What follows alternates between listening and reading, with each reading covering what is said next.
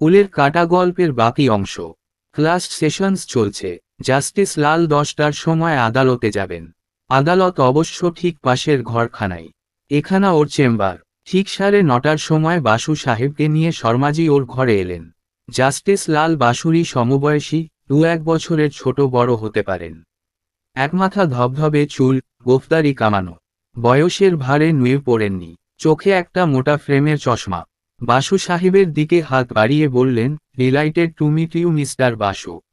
আপনার সব কীর্তি কাহিনী আমার জানা, চাক্ষুষ কখনো দেখিনি এই যা। বাসু আন্তরিকতার সঙ্গে করমর্দন করে বলেন, স্যার, আপনার বিরুদ্ধে আমি ডাকাতির অভিযোগ মানে, এখানে এসে প্রথমেই আপনাকে যে কথাগুলো ভেবে এসেছিলাম তা আপনি ছিনিয়ে নিয়ে বলে ফেললেন। হো হো করে হেসে উঠলেন লাল। বাসু যোগ করেন, আইন এবং আদালত বিষয়ে আপনার মৌলিক চিন্তা আমাদের মুগ্ধ করেছে, বিশেষ করে শেষ বইখানা, অ্যান অ্যানালিসিস অব জুডিশিয়ারি। যাক, ওটা পড়া আছে আপনার। তাহলে অল্প কথায় সারা যাবে। 10টায় আমার একটা কেস আছে, তাই সংক্ষেপে সারতে চাই। আপনাকে ডেকেছি একটা একাডেমিক ডিসকাশনে, মানে আইন আদালত সম্বন্ধে নৈর্ব্যক্তিক আলোচনায়। বস্তুত আমি একটা প্রস্তাব রাখব আপনার সামনে। আপনি গ্রহণ করতেও পারেন, বর্জন করতেও পারেন। বাসু বলেন, বলুন। লাল বলেন, সময় কম। সরাসরি বিষয়বস্তুতে আসা যাক। আপনি আমার বইটা পড়েছেন। আপনি জানেন, আমি তাতে ভারতীয় জুডিশিয়ারির সমস্যাগুলি এবং তার সমাধানের বিষয়ে আলোচনা করেছি। যে কোনো আদালতে যান, দেখবেন মামলা 5, 7, 10 বছর ধরে ঝুলে আছে। শুধু হিয়ারিং ডেট আর হিয়ারিং ডেট।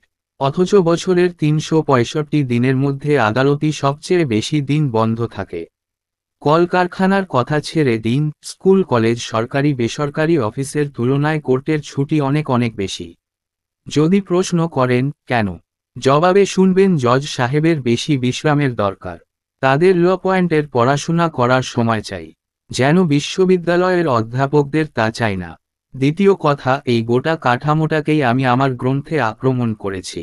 আপনার মনে আছে নিশ্চয়, শেষ দিকে আমি বলেছি পিপলস কোর্ট বা গণ আদালতের কথা। আমি বলেছিলাম, চেষ্টা করে দেখা যেতে পারে বিচার ব্যবস্থা ধীরে ধীরে দেশের নির্বাচিত প্রতিনিধিদের ওপর আংশিকভাবে ন্যস্ত করে ওই পর্বতপ্রমাণ এরিয়ার কেসগুলো শেষ করা যায় কিনা। দেশে পঞ্চায়েত রাজ প্রতিষ্ঠিত হয়েছে, সেখানে আছেন দেশ 10-এর আস্থাভাজন প্রতিনিধিরা। আমি প্রস্তাব রেখেছিলাম, সেই সব নির্বাচিত প্রতিনিধিদের দিয়ে জুরির মাধ্যমে আমরা কিছুটা সুবিধা করতে পারি কিনা। আমার প্রস্তাবটা ছিল এই রকম। বর্তমানে এক শ্রেণীর ক্রিমিনাল কেসগুলোর প্রাথমিক বিচার হয় ম্যাজিস্ট্রেটের কোর্টে। সেখানে প্রাইমা ফেসি কেস প্রতিষ্ঠিত হলে সেগুলি দায়রার সোপর্দ করা হয়, অর্থাৎ সেশনসে আসে। শুধুমাত্র কলকাতা আর মাদ্রাজ প্রেসিডেন্সিতে হোমিসাইড কেসগুলোর বিচার হয় 3 ধাপে, প্রথমে করোনারের আদালত, তারপর ম্যাজিস্ট্রেটের এবং সবশেষে সেশনসে। তারপর আপিল হলে তো হাইকোর্ট, সুপ্রিম কোর্ট আছেই। কলকাতা বা মাদ্রাজ ছাড়া বোম্বাই বা দিল্লির মতো শহরেও করোনারের ব্যবস্থা নেই। যদি জানতে চাই, কেন? তাহলে জবাব শুনতে হবে ব্যবস্থাটা করা হয়েছিল 1861 সালে, যখন বোম্বাই জমজমাট হয়নি, দিল্লি রাজধানী ছিল না। আমি প্রস্তাব করেছিলাম, ভারতবর্ষের প্রতিটি রাজধানীতে করোনারের আদালত থাকবে এবং করোনার হবেন পঞ্চায়েতের নির্বাচিত কোনো সভাধিপতি। এটাই আমার প্রথম পর্যায়ের পিপলস কোর্ট বা গণ আদালত। সভাধিপতি করোনার হোমিসাইড কেসগুলার প্রাথমিক শুনানি নিলে ম্যাজিস্ট্রেটের আদালতে কাজ অনেক সংক্ষেপ হয়ে যাবে। এ পরীক্ষা ফলপ্রসূ হলে আমরা দেখব ওই সভাধিপতি করোনার কে প্রাথমিক আইনের শর্ট কোর্স দিয়ে তাদের ফার্স্ট ক্লাস ম্যাজিস্ট্রেটের ক্ষমতা দেওয়া যায় কিনা। সেক্ষেত্রে ওই করোনার আদালত থেকে কেস সরাসরি দায়রায় আসবে। এ নিয়ে আমি সুপ্রিম কোর্টের কয়েকজন জাজের সঙ্গে এবং অ্যাডভোকেট জেনারেলের সঙ্গে কথা বলি। ওরা পরীক্ষামূলকভাবে একটি কেস করতে সম্মত হয়েছেন। বিশেষ আদেশনামা জারি করে আমাকেই সেই পরীক্ষাটি করতে বলেছেন। ওই বিচারের প্রসিডিংস আদ্যন্ত টেপ করা হবে, যেটা শুনে সুপ্রিম কোর্ট বিধান দেবেন এ জাতীয় বিচারের সম্ভাবনা কতখানি। মুশকিল হচ্ছে এই যে, সুপ্রিম কোর্টের বিশেষ অনুমতি পেলেও আমি সেটা কার্যকরী করতে পারছিলাম না নানান কারণে। সে যাই হোক, এখন দেখছি একটি অপূর্ব সুযোগ এসেছে। লেট মহাদেও প্রসাদ খান্নার খুনের মামলাটা। মহাদেও প্রসাদ পি স্বনামধন্য ব্যক্তি, সুতরাং এটা একটা গুরুত্বপূর্ণ কেস। এদিকে দেখা যাচ্ছে ডিস্ট্রিক্ট অ্যাডমিনিস্ট্রেশন এই কেসটার জন্য CBI থেকে একজন বিশেষজ্ঞকে এনেছেন, ফলে এই কেসটা একটা সর্বভারতীয় রূপ নিতে চলেছে। তারপর যখন শুনলাম ডিফেন্স কাউন্সিল হচ্ছেন Perry Mason of the East, তখনই আমি মনস্থির করেছি, এখন আপনি বলুন, আপনি কি এ বিষয়ে আমার সঙ্গে সহযোগিতা করবেন? বাসু বলেন, আমি এখনো ব্যাপারটা ঠিক বুঝে উঠতে পারিনি। ওই সভাধিপতিকে কি ফার্স্ট ক্লাস ম্যাজিস্ট্রেটের পদাধিকার বলে প্রাপ্ত অধিকার দেওয়া হবে? জুরি থাকবে কি? ক্রস এক্সামিনেশন, রিডাইরেক্ট ইত্যাদি থাকবে। বিচারক যেহেতু আইন জানেন না, তাই বেআইনি কিছু হলে তা দেখবে না। 150-200 বছর আগে যেভাবে বিচার হতো সেভাবেই হবে। বাদী ও প্রতিবাদী তাদের বক্তব্য প্রতিষ্ঠা করতে ইচ্ছামতো সাক্ষীদের সমন ধরাবেন। করোনার আদালতে যেভাবে বিচার হয় সেভাবেই হবে। আর একটা কথা, আমি নিজে উপস্থিত থাকব। বিচারক অনভিজ্ঞতার জন্য বেআইনি কিছু করলে আমি সম্পূর্ণ বিচারটাকেই বিধিবহির্ভূত বলে পুনর্বিচারের আয়োজন করব। সে অধিকারও আমাকে দেওয়া হয়েছে। বাসু বললেন, সেক্ষেত্রে আমি সম্মত। Thank you mister Basu. Basu বলেন, আমি ভেবেছিলাম লেট মহাদেও প্রসাদের কেসটার বিষয়েই বুঝি আপনি কিছু আলোচনা করতে চান। লাল হেসে বলেন, তাই কি পারি। ওটা যে সাবজুডিস। আদালতে অপ্রত্যাশিত জনসমাগম হয়েছে একাধিক কারণে। এ কয়দিন সংবাদপত্রে নানান খবর ফলাও করে ছাপা হওয়াতে সাধারণ মানুষ সতি উৎসাহী। ওদিকে এই করোনারের আদালত নিয়ে জাস্টিস লাল যে পরীক্ষা করতে চলেছেন সে বিষয়েও আইনজ্ঞ মানুষদের কৌতূহল। সভাধিপতি করোনারের বয়স আন্দাজ 50। মাঝারি গড়ন, গম্ভীর এবং আত্মপ্রত্যয়ের একটা ভাবব্যঞ্জনায় মনে হয় তিনি দৃঢ়চেতা। সমবেত জনমণ্ডলীর উপর দৃষ্টি বুলিয়ে তিনি বললেন, বন্ধুগণ, আপনারা নিশ্চয়ই জানেন আজকের এই বিচার নানান কারণে আইন বিভাগের একটা বিশিষ্ট দিকচিহ্ন। আমরা এখানে সমবেত হয়েছি স্বর্গত মহাদেও প্রসাদ খান্নার রহস্যজনক মৃত্যুর বিষয়ে তদন্ত করতে, কেন তিনি মারা গেলেন, এবং যদি দেখা যায় তিনি স্বাভাবিকভাবে মারা যাননি, কেউ তার মৃত্যু ঘটিয়েছে, তাহলে কে সেই লোক, সে কথাও আমরা ভেবে দেখব। আমরা এখানে কোনো অভিযুক্ত ব্যক্তি বা আসামির বিচার করতে বসিনি। আমরা শুধু নির্ধারণ করতে বসেছি পহেলগাঁওয়ের অদূরে ট্রাউট প্যারাডাইসের একটি নির্জন লগ কেবিনে কিভাবে মহাদেও প্রসাদ খান্না মৃত্যুবরণ করেন। প্রথমেই বলে রাখি, আমি দেখতে পাচ্ছি কিছু ক্যামেরাধারী সাংবাদিক উপস্থিত হয়েছেন। তাদের আমি জানাচ্ছি, বিচার চলাকালে তারা যেন কোনো আলোকচিত্র গ্রহণ না করেন। সাধারণ দর্শকদের আমি বলবো, তারা যেন কোনো গণ্ডগোল না করেন। আমি করোনারের প্রচলিত পদ্ধতিতেই অগ্রসর হতে চাই। করোনার অধিকাংশ সময়ই বাদীপক্ষের প্রতিনিধিকে, এক্ষেত্রে পালিক প্রসিকিউটর শ্রীপ্রকাশ সাক্সেনাকে, প্রশ্নগুলি করে যাওয়ার সুযোগ দেন। তার মানে এই নয় যে পি বিচার পরিচালনা করবেন। তার মানে এই যে পি আমাকে সাহায্য করবেন সত্যে উপনীত হতে, এবং এই ক্ষেত্রে ওই সঙ্গে তিনি সম্ভাব্য হত্যাকারীকে চিহ্নিত করবার প্রচেষ্টা করবেন। ও সদর শ্রীশর্মাও এখানে উপস্থিত, তিনিও ওই কাজে আমাদের সাহায্য করবেন, যেহেতু তদন্তে তিনিও প্রত্যক্ষভাবে অংশগ্রহণ করেছিলেন। ডিস্ট্রিক্ট অ্যান্ড সেশনস জাজ জাস্টিস লালও এখানে উপস্থিত। তিনি বস্তুত আমার বিচারক, যদিও তিনি এ বিচারে কোনো প্রত্যক্ষ ভূমিকা গ্রহণ করবেন না। সে যাই হোক, আমাকে জানানো হয়েছে একজন বিশেষজ্ঞকেও কেন্দ্রীয় CBI এর সংস্থা থেকে আনানো হয়েছে, যিনি এ জাতীয় হত্যারহস্য উদ্ভাবনে পারদর্শী, তার সাহচর্যও আমরা পাব। এছাড়া মৃত খান্নাজির পুত্র শ্রীসুরপ্রসাদ খান্নার তরফে উপস্থিত আছেন শ্রী কে বাসু, ব্যারিস্টার। প্রসঙ্গত তিনি শ্রীমতী রমা দাশগুপ্তার কৌশলীও বটে। আমি সকলকেই পরিষ্কারভাবে জানিয়ে রাখতে চাই যে, দীর্ঘ বক্তৃতা বা চুলচেরা আইনঘটিত অবজেকশন শুনবার জন্য আমরা সমবেত হইনি।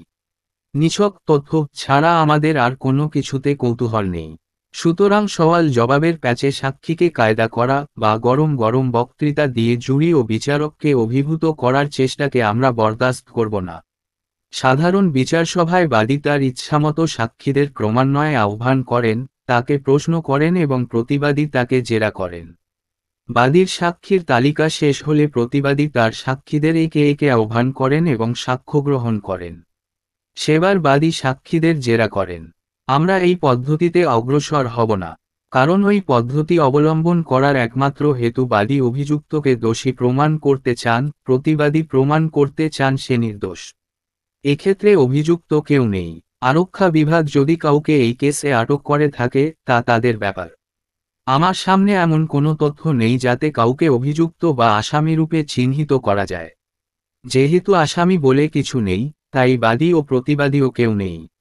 সুতরাং সত্য উদ্ঘাটন মানুষে আমি সাক্ষীদের পর্যায়ক্রমে আহ্বান করব এবং তথ্য সংগ্রহের উদ্দেশ্যে তাদের প্রশ্ন করব। আমার প্রশ্ন শেষ হলে পি এবং শ্রীবাসু যাতে সাক্ষীকে প্রশ্ন করে প্রকৃত সত্য উদ্ঘাটনে আমাদের সাহায্য করতে পারেন সেটাও আমরা দেখব। আশা করি আমি আমার উদ্দেশ্য ও কর্মপদ্ধতিটা বোঝাতে পেরেছি। এখানে তথ্য সংগ্রহের মাধ্যমে সত্য প্রতিষ্ঠা করা ছাড়া আমাদের দ্বিতীয় কোনো উদ্দেশ্য নেই। জেরার মাধ্যমে সাক্ষীকে দিয়ে কিছু কবুল করানো, লম্বা বক্তৃতা বা টেকনিক্যাল অবজেকশন আমরা কোনোমতেই বরদাস্ত করব না। Am I clear? বাসু উঠে দাঁড়িয়ে বললেন, আজ্ঞে হ্যাঁ। পি প্রকাশ সাক্সেনা এরপর উঠে দাঁড়িয়ে বললেন, হ্যাঁ, কিন্তু টেকনিক্যাল অবজেকশন বলতে ঠিক কি বোঝায় সে বিষয়ে করোনারের সঙ্গে আমার মতপার্থক্য হতে পারে। সেক্ষেত্রে ওকে মাঝপথে থামিয়ে দিয়ে পদার্থবিজ্ঞানের অধ্যাপকটি বলে ওঠেন, সেক্ষেত্রে আমি যেভাবে সেটাকে ইন্টারপ্রেট করব সেটাই গ্রাহ্য হবে। লুক হিয়ার স্যার্স, আমি বিজ্ঞানের অধ্যাপক, আইন কিছুমাত্র জানি না। আমার জুরিরাও সাধারণ মানুষ, ডাক্তার, ইঞ্জিনিয়ার, বিজনেসম্যান ইত্যাদি। তারাও আইন জানেন না।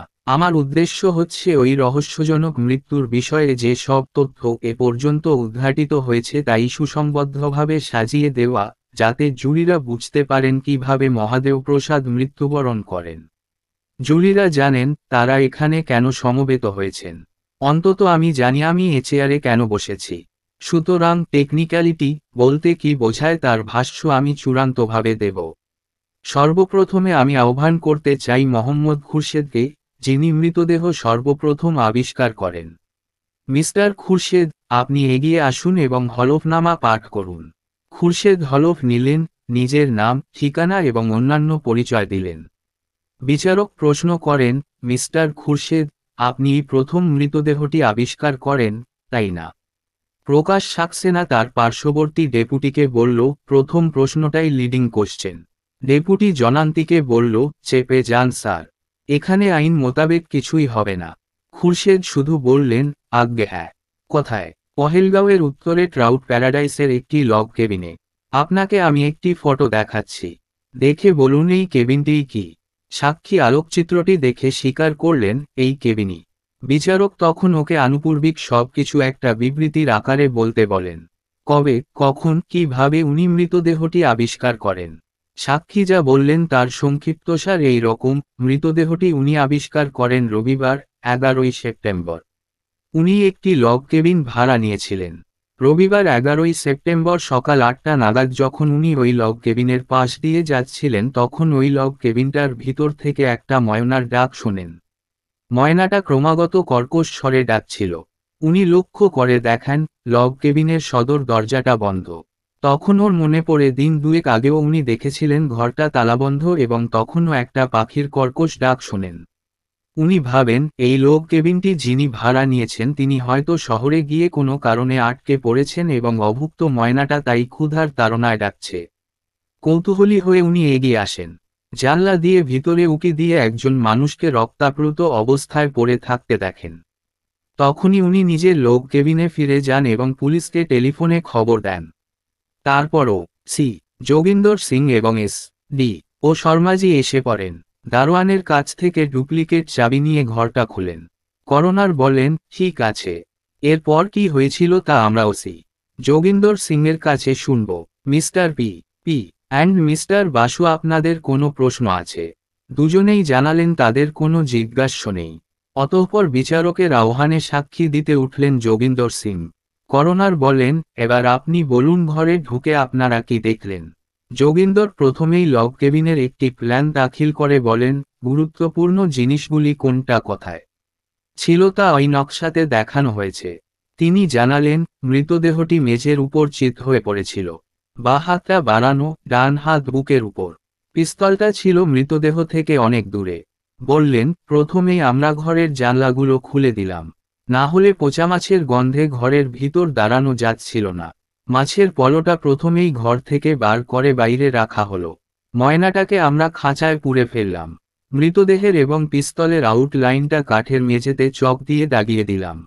মৃতের পরনে ছিল পায়জামা, ঊর্ধ্বাঙ্গে পুরোহাতা শার্ট ও হাতাকাটা সোয়েটার ছিল। হাতে দস্তানা পরা ছিল না। আমি থানাতেই বলে গিয়েছিলাম, তাই কিছুক্ষণের মধ্যেই অ্যাম্বুলেন্স, ফটোগ্রাফার ও ফিঙ্গার প্রিন্ট এক্সপার্ট এসে গেল। কয়েকটা ফটো নিয়ে মৃতদেহে আমরা মর্গে পাঠিয়ে দিলাম। ওই সঙ্গে মাছের পলোটাও। ফিঙ্গার প্রিন্ট এক্সপার্ট আঙুলের ছাপ নেন। করোনার বলেন, জাস্ট এ মিনিট। ফটোগুলো কি আপনি সঙ্গে করে এনেছেন? Yes sir. খান ছয়েক হাফ সাইজ ফটো তিনি দাখিল করেন। করোনার সেগুলি নিজেও দেখলেন এবং জুরিদের দেখতে দিলেন। তারপর প্রশ্ন করেন, আঙুলের ছাপ কিছু পাওয়া গিয়েছে কি? আজ্ঞে হ্যাঁ, অনেকগুলি। মহাদেও প্রসাদের এবং দারোয়ানের। একটা কাচের গ্লাসের শ্রীমা দাশগুপ্তার একটি এবং আরও ৩-৪টি অজানা লোকের, যারা হয়তো আগে ওই ঘরে বাস করে গেছেন। শ্রীমা দাশগুপ্তার আঙুলের ছাপ সম্বন্ধে কোনো সন্দেহ আছে কি? আজ্ঞে না, নেই। উনি গ্রেপ্তার হওয়ার পরে ওর আঙুলের ছাপ নেওয়া হয়েছে। একটি জলের গ্লাসে ওই আঙুলের ছাপ নিঃসন্দেহে পাওয়া গেছে। ঠিক আছে, তারপর কি হলো বলে যান। যোগিন্দর তার জবাববন্দি দিয়ে বলেন, তারপর ডি ও শর্মাজি এবং আমি লগ কেবিনটাকে ভালোভাবে পরীক্ষা করি। প্রথমে রান্নাঘরের কথা বলি। সেখানে কিছু আনাজপাতি ছিল, কিছু টিনের খাবার, কফি, বিস্কুট, চিনি, কনডেন্সড মিল্ক ইত্যাদি ছিল। রান্নাঘরে ময়লা ফেলা ঝুড়িতে 2টি ডিমের খোলা, পাউরুটি জড়ানো পাতলা কাগজ ছাড়া আর কিছু ছিল না। স্টোভের উপর সসপ্যানে কিছু ঘন হয়ে যাওয়া কফি ছিল। সিঙ্কে একটা কাঁচকড়ার প্লেটে পাউরুটির টুকরা এবং ডিমের ভুক্তাব শেষ ছিল। মনে হলো খাবার পর ওই প্লেটটা সিঙ্কে নামিয়ে রাখা হয়েছে, কিন্তু ধোয়া হয়নি। বাথরুমে একটা ব্যবহৃত তোয়ালে এবং ছাড়া আন্ডারওয়্যার ছিল। শোপকেস স্ট্যান্ডে একটা সাবানও ছিল, কিন্তু বাথরুমের মগটা ছিল না।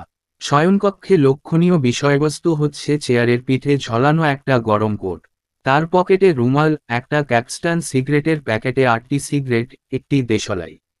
কোটের ইনসাইড পকেটে মানিব্যাগ ছিল। তাতে ছিল 100 টাকা নোটে ও খুচরায়, আর ছিল এক খণ্ড কাগজ। তাতে শ্রীমা দাশগুপ্তার নাম ঠিকানা, যদিও নামটা লেখা ছিল রমা খান্না। 1 মিনিট, কাগজটা আপনি এনেছেন? যোগিন্দর সেটি দাখিল করেন। করোনা সেটা পরীক্ষা করেন। বাসু এবং জুরিরাও। ইংরেজি হরফে লেখা ছিল, মিসেস রমা খান্না, মেথডিস্ট চার্চের পিছনে মাঝের কোয়ার্টার্স, পোহেলগাঁও। বাসু সাহেব জনান্তিকে রমাকে প্রশ্ন করেন, এটার কথা তো কিছু বলনি। আমি এটার অস্তিত্বের কথা জানতামই না, কি বলবো? করোনার বলেন, ইউ মে প্রসিড। যোগিন্দর বলেন, দেওয়ালে পেরেকে আটকানো হ্যাঙ্গার থেকে ঝুলছিল একটা গরম প্যান্ট। টেবিলের উপর ছিল একটা অ্যালার্ম ঘড়ি। 2:07 দম ফুরিয়ে থেমেছিল। অ্যালার্ম কাঁটাটা ছিল 5:30টার ঘরে। অ্যালার্ম দম সম্পূর্ণ শেষ হয়েছিল, মানে দম বাজার পর ঘড়ির অ্যালার্ম দম ফুরিয়ে থেমে গিয়েছিল। এছাড়া ছিল টেলিফোন, খাটের নিচে সুটকেস, তাতে জামা কাপড়, shaving set, 10 packet cigarette, toothbrush, paste, কিছু ঔষধপত্র ও খাম পোস্টকার্ড এবং 100 টাকার 54খানা নোট। সুটকেস তালাবন্ধ ছিল না। ফায়ার প্লেসে কাঠগুলি সাজানো ছিল। বিছানাটি পরিপাটি করে পাতা, তাতে পাটোভাঙা একটা চাদর। শয়নকক্ষে একটা গা আলমারি ছিল। তার নিচের তাকে একজোড়া ধুলোমাখা জুতো, মোজা, জুতা ঝাড়া ব্রাশ ছিল। মাঝের তাকে 1 ডজনখানেক ধোপদস্ত বিছানার চাদর ও কিছু তলে। উপরের তাকটা এতই উঁচুতে যে মেঝেতে দাঁড়িয়ে সহজে নজর চলে না। চেয়ারের উপর দাঁড়িয়ে আমরা দেখলাম, সেখানেও কিছু জিনিসপত্র আছে। একটা মেয়েদের অন্তর্বাস, মানে বক্ষবন্ধনী, মেডেন ফর্ম, 32 মাপের। একজোড়া উলের কাটা, কিছু উল ও আধবোনা সোয়েটার এবং খান 2 ছবি, জল রঙে আঁকা। ওই লোক কেবিনের কাছ থেকে দেখা নিসর্গচিত্র। এছাড়া ঘরে ছিল হুইল ছিপ। পিস্তলটাতে 2টো চেম্বার, 2টি থেকেই ফায়ার করা হয়েছে, কিন্তু স্পেন্ট আপ বুলেটগুলি ওই পিস্তলেই আছে। সেটি স্যাক্সবি কোম্পানির। তার নম্বর P-2,93,750। করোনার প্রশ্ন করেন, ওই পিস্তলটার বিষয়ে শ্রীমতী রমা দাশগুপ্তা কি আপনার কাছে কোনো স্বীকারোক্তি করেছেন? আজ্ঞে হ্যাঁ, সেটা কিন্তু অনেক পরে, মাত্র গত পরশুদিন। উনি বলেছিলেন, ওই পিস্তলটা স্টেট ব্যাংকের দারোয়ান মুন বাহাদুরের। সে দেশে যাওয়ার সময় ওটা রমা দেবীর কাছে গচ্ছিত রেখে যায় এবং সেটি তিনি তার স্বামী মহাদেও প্রসাদ খান্নাকে দিয়েছিলেন শুক্রবার 2রা সেপ্টেম্বর সন্ধ্যায়। পাবলিক প্রসিকিউটর প্রকাশ সাক্সেনা তৎক্ষণাৎ দাঁড়িয়ে উঠে বলেন, জাস্ট এ মোমেন্ট। রমা দেবী সেই স্বীকারোক্তি কি স্বেচ্ছায় করেছিলেন? না, পুলিশ তাকে ভয় দেখিয়ে বা লোভ দেখিয়ে সে কথা স্বীকার করতে বাধ্য করেছিল। না, কোনো রকম ভয় বা লোভ তাকে দেখানো হয়নি। আপনি আমার সম্মুখে রমা দেবীকে প্রশ্ন করেন এবং তিনি স্বেচ্ছায় ওই স্বীকৃতি দেন। করোনার বলেন, বর্তমান সাক্ষীকে আর কেউ কোনো প্রশ্ন করবেন? বাসু উঠে দাঁড়িয়ে বলেন, আমার একটা প্রশ্ন আছে। জিজ্ঞাসা করুন। বাসু বলেন, যোগিন্দর সিংজি, আপনি আপনার জবানবন্দিতে বলেছেন শয়নকক্ষের মাঝের তাকে 8 ডজন খানেক পাটোভাঙা বিছানার চাদর ছিল। 8 ডজন খানেক বলতে 5 থেকে 7খানা যা কিছু হতে পারে। আমি জিজ্ঞাসা করছি, আপনি কি গুনে দেখেছিলেন কটা চাদর ছিল? আজ্ঞে হ্যাঁ, 6টা। মিস্টার সিং, আপনি কি বলতে পারেন অতগুলো চাদর কেন ছিল? হ্যাঁ পারি। লগ কেবিনে সপ্তাহে একদিন মাত্র লন্ড্রির ব্যবস্থা আছে। অতগুলি চাদর থাকে যাতে সেলফ হেল্পে বিছানা পরিষ্কার রাখা যায়। ধন্যবাদ। আমার দ্বিতীয় প্রশ্ন, আপনি ঘরের যে নকশাটা দিয়েছেন তাতে খাটের অবস্থান দেখানো হয়েছে। তার একদিকে দেখছি একটা ছোট্ট আয়ুক্ষেত্র আছে, ওটায় কি মাথার বালিশের অবস্থান দেখানো হয়েছে? Yes, that's it. আমার তৃতীয় প্রশ্ন, টেবিলের উপর ঘড়িটা ছিল একথা আপনি জানিয়েছেন। সেটা টেবিলের কোনখানে ছিল? খাটের দিকে না বাথরুমের দিকে? খাটের দিকে। That's all. বাসুর প্রশ্ন শেষ হল। করোনার বললেন, এবার আমি শ্রীমতী রমা দাশগুপ্তাকে সাক্ষী দিতে ডাকব। তারপর জুরিদের দিকে ফিরে বললেন, আপনারা হয়তো জানেন, মহাদেও প্রসাদের হত্যাপরাধে পুলিশ শ্রীমতী দাশগুপ্তাকে গ্রেপ্তার করেছে। আর শ্রীযুক্ত পি কে বাসু তার কৌশলী। এসব ক্ষেত্রে অভিযুক্তের কাউন্সেলর তার মক্কেলকে এই রকম করোনার আদালতে কোনো কথা না বলাতে বলেন। সুতরাং শ্রীমতী দাশগুপ্তা সম্ভবত আমাদের কোনো প্রশ্নের জবাব দেবেন না। তবু আমি তাকে সাক্ষী দিতে ডাকছি, যাতে আপনারা তাকে স্বচক্ষে দেখতে পান, চিহ্নিত করেন এবং কী ভাষায় তিনি উত্তরদানে অস্বীকৃত হচ্ছেন তাও লক্ষ্য করেন। রমা দাশগুপ্তা সাক্ষীর মঞ্চে উঠে দাঁড়ায় ও শপথবাক্য পাঠ করে। বাসু বলেন, মহামান্য করোনার ও জুরিদের অবগতির জন্য আমি জানাচ্ছি, প্রচলিত রীতি লঙ্ঘন করে আমি আমার মক্কেলকে পরামর্শ দিয়েছি সবকিছু অকপটে বলতে। শ্রীমতী দাশগুপ্তাকে আমি অনুরোধ করছি, জিজ্ঞাসিত হলে তিনি যেন প্রশ্নগুলির যথাযথ জবাব দেন। জাস্টিস লাল ঝুঁকে পড়ে বাসুকে ভালো করে দেখলেন। রমাকে দেখে মনে হয় সে খুবই ক্লান্ত, দেহে ও মনে অবসাদগ্রস্ত। তবু তার ঋজু ভঙ্গিমায় কিছুটা প্রশান্তি এবং সম্ভবত দার্ঢ্যের ব্যঞ্জনা। দীর্ঘ সময় ধরে সে তার অভিজ্ঞতার একটা আদ্যোপান্ত ইতিহাস শুনিয়ে গেল। গত বছর কিভাবে সে পহেলগাঁওয়ের অদূরে চিত্রাঙ্কনরত খান্নাজির সাক্ষাৎ পায়, কিভাবে 1 বছর ধরে তার চিঠি পায়। তারপর বছরের ঘটনা, কিভাবে তাদের বিবাহ হয়, এই লগ কেবিনে মধুচন্দ্রিমা যাপন করে এবং গত 2রা সেপ্টেম্বরে সে তার স্বামীর কাছ থেকে একটি ময়না উপহার পায়। তাকে একটি পিস্তল দেয়। সবশেষে জানালো, খবরের কাগজে মহাদেও প্রসাদের ছবি থেকে সে জানতে পারে তার স্বামীর পরিচয়। তার মৃত্যু সংবাদে মর্মাহত হয়ে পড়ে। প্রকাশ সাক্সেনা লাফ দিয়ে উঠে পড়ে ওর দীর্ঘ জবানবন্দি শেষ হওয়া মাত্র বলে, মিস দাশগুপ্তা, কথা কি সত্য যে আপনি সংবাদপত্রে ওই ছবিটি দেখেই তৎক্ষণাৎ আপনার কর্মস্থল ত্যাগ করেন এবং আত্মগোপন করেন? হ্যাঁ, তৎক্ষণাৎ আমি কর্মস্থল ত্যাগ করে শ্রীনগরে আসি। কিন্তু আত্মগোপন করিনি। আমি নিজেকে বিপদগ্রস্তা ভেবেছিলাম, তাই শ্রীপি কে বাসুর শরণাপন্ন হই। তিনি আমাকে মুখের কথা কেড়ে নিয়ে প্রকাশ বলে ছদ্মনামে একটা হোটেলে উঠতে পরামর্শ দেন। বাসু উঠে দাঁড়িয়ে বলেন, ব্যাস, এ প্রশ্নের জবাব আমার মক্কেল দেবে না। সে বলেছে শ্রীনগরে পৌঁছেই সে আমাকে তার কাউন্সেলর হিসাবে নিযুক্ত করে। ফলে এরপর সে যা কিছু করেছে তা আমার নির্দেশে করেছে। তার দায়দায়িত্ব সম্পূর্ণ আমার। রমা, তুমি এ প্রশ্নের উত্তর দিও না। প্রকাশ বলে, আমার ধারণা করোনার বলেছিলেন এখানে টেকনিক্যাল অবজেকশন কিছু থাকবে না। আমি তো টেকনিক্যাল অবজেকশন কিছু দিইনি। আমি আমার মক্কেলকে শুধু বলেছি ও প্রশ্নের জবাবটা না দিতে। I demand that she answer it. করোনার বললেন, মিস্টার পি পি আপনি এ দাবি করতে পারেন না। বস্তুত শ্রীবাসুর নির্দেশে শ্রীমতী দাশগুপ্তা কোনো প্রশ্নের জবাবই না দিতে পারতেন। কিন্তু প্রকৃত সত্য উদ্ঘাটনে শ্রীবাসু স্বতঃপ্রণোদিত হয়েই সাক্ষীকে প্রশ্নের জবাব দিতে বলেছেন। আপনি যে প্রশ্নটি বর্তমানে পেশ করেছেন সে বিষয়ে শ্রীবাসু বলেছেন তার নির্দেশেই সাক্ষী যা কিছু করার তা করেছে। সুতরাং এ প্রশ্নের জবাব দিতে সাক্ষী বাধ্য নন। আপনি অন্য প্রশ্ন করুন। প্রকাশ সাক্সেনা তখন সাক্ষীকে অন্যদিক থেকে আক্রমণ করে, এ কথা কি সত্য যে যেদিন আপনি গ্রেপ্তার হন সেদিন সকাল 6টার বাসে আপনি শ্রীনগর থেকে পহেলগাঁওয়ের বাসায় ফিরে আসেন? হ্যাঁ, সত্য। এবং বাড়িতে ফিরেই আপনি কিছু কাগজপত্র পোড়াতে শুরু করেন? হ্যাঁ, তাও সত্য। কারণ ওই কাগজপত্রের মধ্যে এমন তথ্য ছিল যাতে আপনার হত্যাপরাধ প্রতিষ্ঠিত হয়। না, সে কথা ঠিক নয়। আমি যে কাগজপত্রগুলি পুড়িয়ে ফেলছিলাম তা শুধু চিঠি।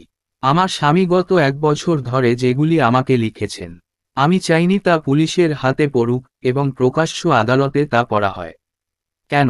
তাতে আপনার আপত্তি কিসের? যদি তাতে আপনার হত্যাপরাধ প্রতিষ্ঠিত না হয়। চিঠিগুলি নিতান্তই ব্যক্তিগত। আমি চাইনি তা প্রকাশ্য আদালতে পড়া হোক। সে কথা আপনি আগেও বলেছেন।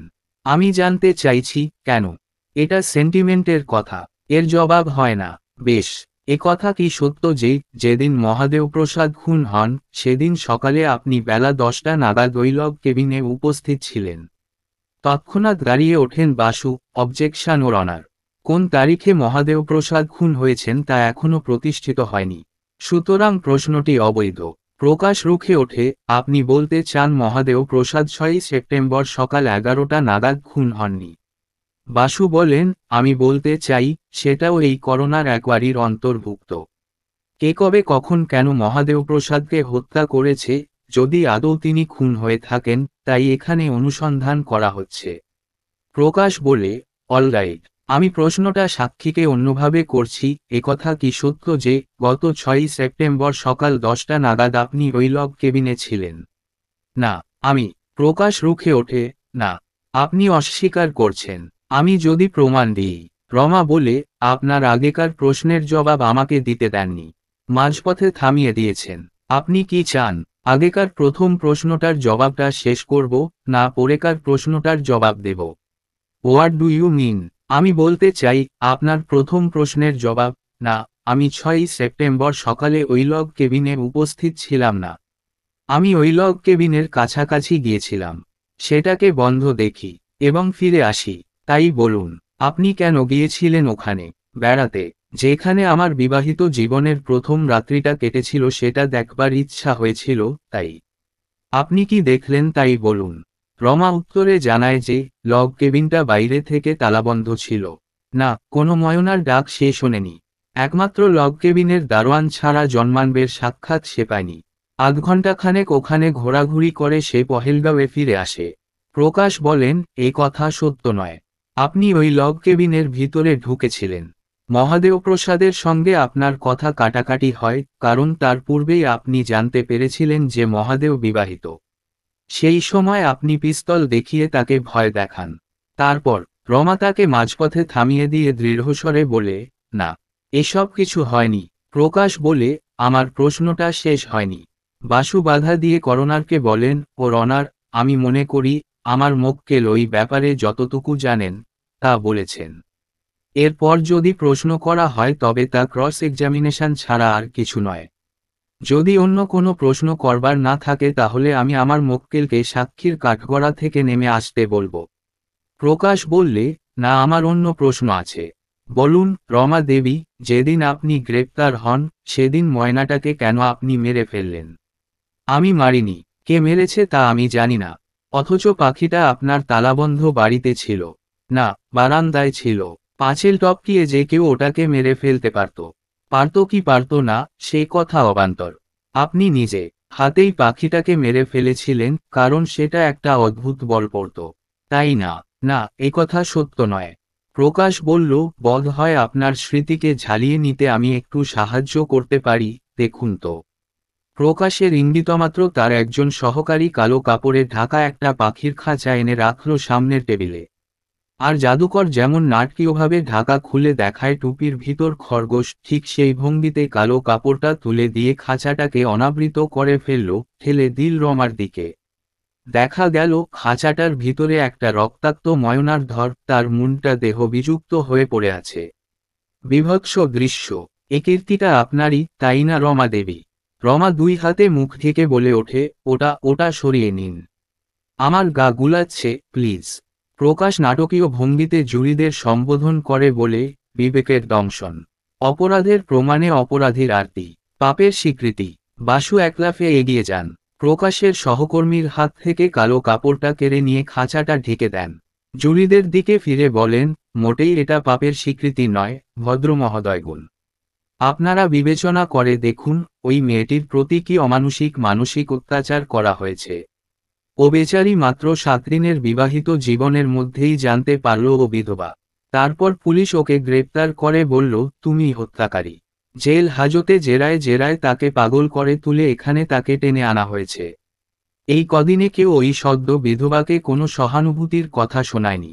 তার উপরে পাবলিক প্রসিকিউটর একটা রক্তমাখা পাখি। প্রকাশ বললে, সহযোগী কি একটা বক্তৃতা দিচ্ছেন? না, আমি আপনার বক্তৃতার উপসংহার টানছি। করোনার সজোরে তার হাতুড়িটা ঠুকে বললেন, অর্ডার, অর্ডার। বাসু সাহেব বললেন, আদালতে শৃঙ্খলা আনতে হলে আপনি কে বলুন। এসব বিবেক বাণীর নাটকীয়তা আমরা শুনতে রাজি নই। ওই মেয়েটির স্নায়ুর উপর যথেষ্ট চাপ দেওয়া হয়েছে। তারপর একটা রক্তমাখা নিহত পাখি ওর কোলের উপর ছুঁড়ে ফেলতেও সহযোগীর দ্বিধা হল না। এবং তার ওপরে মেয়েটির স্বাভাবিক বিমমিশাকে তিনি বলছেন, বিবেকের দংশন। বিচারালয়ে আপনি যদি অর্ডার চান তাহলে সহযোগীকে নাটক করতে বারণ করুন। আমি কিছুই নাটক করিনি, প্রকাশ সাকসেনা বলে। করোনার বলেন, আমি দুপক্ষকেই বক্তৃতা দিতে বারণ করছি। করোনার মনে করেন, যেভাবে ওই মৃত পাখিটাকে উপস্থিত করা হয়েছে তাতে ওই মহিলার বিচলিত হয়ে পড়া খুবই স্বাভাবিক। বস্তুত আমারও গা গুলিয়ে উঠেছিল। বাসু বলেন, ওর অনার, আমাদের সকলেরই একই অনুভূতি হয়েছে। নাটকীয়ভাবে ওটা উপস্থাপনের একটি উদ্দেশ্য দৃঢ়চেতা সাক্ষীর মনোবলে আঘাত করা। সেরকম কোনো উদ্দেশ্য আমার ছিল না, প্রকাশ বলে। তাহলে ওটা উপস্থাপিত করার উদ্দেশ্যটা কি ছিল? করোনার জানতে চান। আমি মৃত পাখিটাকে শনাক্ত করতে চেয়েছিলাম মাত্র। বাসু বলেন, তা করবার প্রয়োজনে রক্তমাখা পাখিটা সাক্ষীর কোলের উপর টেনে এনে ফেলার প্রয়োজন ছিল না। ছিল কি ছিল না সেটা আমি বুঝব।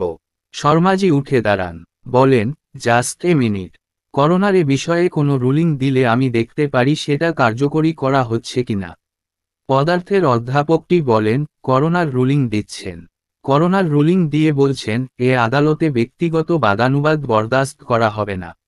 করোনার আর বলছেন, দুপক্ষই নাটকীয়তা বর্জন করে শুধুমাত্র তথ্য সংগ্রহে মনোনিবেশ করুন। প্রকাশ বলে, আমি শুধু পাখিটাকে শনাক্ত করতে চেয়েছিলাম। করোনার বলেন, এ কথা আপনি আগেও বলেছেন, আমি শুনেছি। সে বিষয়ে আমি যা রুলিং দেবার তাও দিয়েছি, আশা করি আপনি শুনেছেন। মিস্টার পি, আপনার আর কোনো জিজ্ঞাসা আছে? No sir. মিস্টার বাসু, আপনার আছে ওর অনার। বাসু একটু আগিয়ে যান, রমার দিকে তাকিয়ে সহানুভূতির সঙ্গে বলেন, রমা, জানি ওই পাখিটার দিকে তাকিয়ে দেখতে তোমার কষ্ট হচ্ছে। তবু আমি বলবো, তুমি ওটার দিকে তাকিয়ে দেখ একবার। আমি জানতে চাই, এই ময়নাটাকেই কি তোমার স্বামী তোমাকে উপহার দিয়েছিলেন? রমা দাঁত দিয়ে নিচেকার ঠোঁটটা কামড়ায়। বাসু ইতিমধ্যে কালো কাপড়ের ঢাকাটা সরিয়ে নিয়েছেন। রমা সেদিকে তাকিয়ে দেখার চেষ্টা করে, পারে না।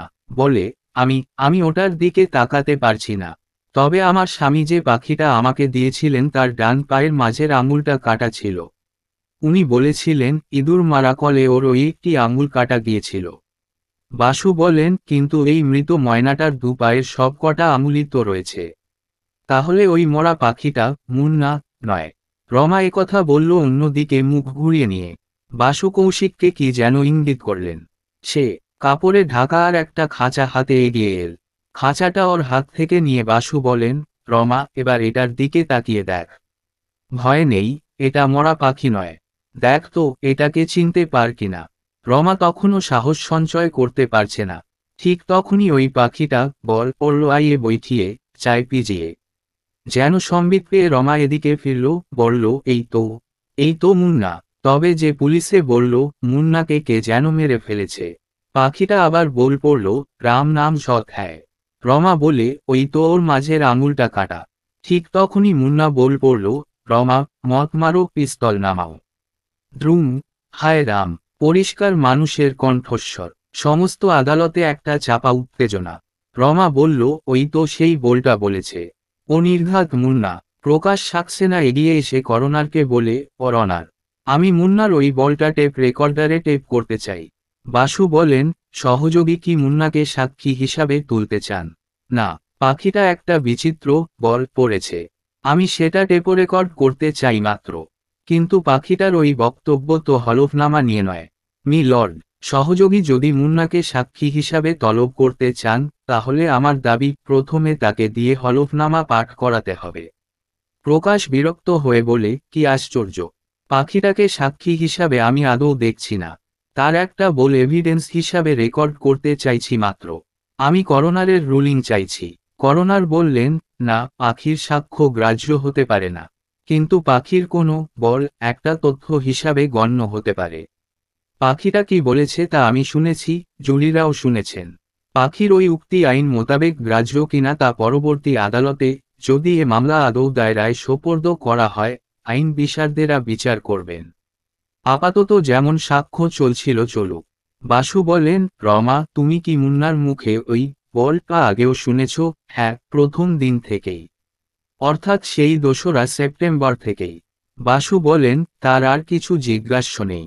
করোনার বলেন, অতঃপর শ্রীযুক্তা সুরমা খান্নাকে আমি সাক্ষী হিসাবে ডাকছি। প্রকাশ সাক্সেনা উঠে দাঁড়িয়ে বলেন, শ্রীযুক্তা সুরমা খান্না অথবা তার পুত্র জগদীশ মাথুরকে সমন ধরানো যায়নি। তারা কোথায় আছেন আমরা জানি না। করোনার বলেন, আর মহাদেও প্রসাদের একান্ত সচিব গঙ্গারাম যাদবকে। প্রকাশ বলেন, তিনি উপস্থিত। তাকে সমন দেওয়া হয়েছে। ওই তো বসে আছেন। করোনার বলেন, ঠিক আছে। তাকে এরপর আমি সাক্ষী দিতে ডাকব। তিনি যেন প্রস্তুত থাকেন। এখন আমি শ্রী সতীশ বর্মনকে সাক্ষীর মঞ্চে উঠে বসতে অনুরোধ করছি। বর্মন সাক্ষীর মঞ্চে উঠে চেয়ারে বসলেন। করোনার বলেন, আপনি সি.বি. আই এর একজন অফিসার, কাশ্মীর প্রাদেশিক সরকারের অনুরোধ পেয়েছি। বি.আই আপনাকে এই হত্যাকাণ্ডের তদন্ত করতে পাঠিয়েছে, এ কথা সত্য? আজ্ঞে হ্যাঁ। আপনি 12ই সেপ্টেম্বর এস.ডি. ও শর্মাজি এবং ও.সি. যোগিন্দর সিংয়ের সঙ্গে ওই লগ কেবিনে গিয়ে তদন্ত করেছিলেন, এ কথা সত্য? আজ্ঞে হ্যাঁ। সেখানে আপনি কি দেখেন বলে যান। সতীশ বর্মন বিস্তারিতভাবে বর্ণনা দিতে থাকেন। পথে তারা বাসুর সাক্ষাৎ পান সে কথাও বলেন। তারপর বাসু প্রস্থান করলে গঙ্গারামজি বলেন। বাধা দিয়ে করোনার বলেন, তিনি কি বলেন তা আমরা তার মুখেই শুনব। আমরা বরং শুনতে চাই তদন্ত করে আপনি কি সিদ্ধান্তে এসেছেন। তারপর বাসু সাহেবের দিকে ফিরে বলেন, আপনি হয়তো বলবেন, সাক্ষীর সিদ্ধান্ত আমাদের শোনার কথা নয়, কিন্তু এক্ষেত্রে সাক্ষী হচ্ছেন একজন বিশেষজ্ঞ, অপরাধ বিজ্ঞান সম্পর্কে বিশেষ শিক্ষাপ্রাপ্ত এবং বহুদিনের অভিজ্ঞতা সম্পন্ন। একে কেন্দ্রীয় অপরাধ বিজ্ঞান সংস্থা এখানে পাঠিয়েছেন এই হত্যাকাণ্ডের বিষয়ে তদন্ত করতে। ফলে বিশেষজ্ঞ হিসাবে তার সিদ্ধান্ত কি তা আমরা জানতে ইচ্ছুক। আপনি এ বিষয়ে কি বলেন? বাসু বলেন, আপনি ঠিক কথাই বলেছেন। আমরা এখানে কারো বিচার করতে আসিনি। এসেছি সত্যানুসন্ধানে। কেন্দ্রীয় সংস্থার একজন বিশেষজ্ঞ এ বিষয়ে কি মনে করেন, কি তার সিদ্ধান্ত তা শুনতে আমরাও আগ্রহী। উনি ওর মতামত ব্যক্ত করুন। আমিও প্রশ্নের মাধ্যমে আমার মনে যেটুকু সংশয় আছে তা পরিষ্কার করে নেব। সতীশ বর্মনকে এখন বেশ ডগমগ মনে হচ্ছে। সে তার বক্তব্য শুরু করল শেষ সিদ্ধান্ত দিয়ে, আমার মতে মহাদেও প্রসাদ খান্নাকে হত্যা করেছেন শ্রীমতী রমা দাশগুপ্তা। যেহেতু তার বিবাহটা আইনানুসারে সিদ্ধ নয়, তাই আমি তাকে রমা খান্না বলতে চাই না। রমা দাশগুপ্তার বিরুদ্ধে যুক্তি পর্বত প্রমাণ এবং অকাট্য। প্রথম কথা, মোটিভ বা উদ্দেশ্য। মহাদেও নিজেকে যশোদা কাপুরের পরিচয় অবিবাহিত বলেছিলেন, ভুল বুঝিয়ে রমা দেবীকে শয্যাসঙ্গিনী করেছিলেন। যে মুহূর্তে রমা দেবী জানতে পারলেন তার স্বামী যশোদা কাপুর বিবাহিত, সেই মুহূর্তে 6ই সেপ্টেম্বর ভোরবেলা তিনি ওই পিস্তলটি নিয়ে লোক কেবিনের দিকে যান। আমার অভিজ্ঞতা থেকে বলতে পারি, স্বামীকে খুন করার বাসনা হয়তো তার ছিল না, তবে পিস্তল দেখিয়ে ভয় দেখানোর ইচ্ছাটা ছিল, তাই তিনি করেছিলেন। সে সময় খান্নাজি এমন কোনো কথা বলেন যাতে উত্তেজিতা অবস্থায় রমা দেবী পিস্তলের দুটি ট্রিগারই টেনে দেন। ডেলিবারেট মার্ডার হয়তো নয়, কিন্তু কালপেল হোমিসাইড। অর্থাৎ সুপরিকল্পিত হত্যা নয়, উত্তেজনার মুহূর্তে হঠাৎ হত্যা করে বসা। উদ্দেশ্যের কথা বলেছি। দ্বিতীয় কথা, সুযোগ। বাহাদুর নিজে থেকেই ওর জিম্মায় পিস্তলটা রেখে যাওয়ায় এবং নিতান্ত নির্জনে খান্নাজি আছেন একথা জানা থাকায় রমা দেবীর সুযোগ পেতে কোনো অসুবিধা হয়নি।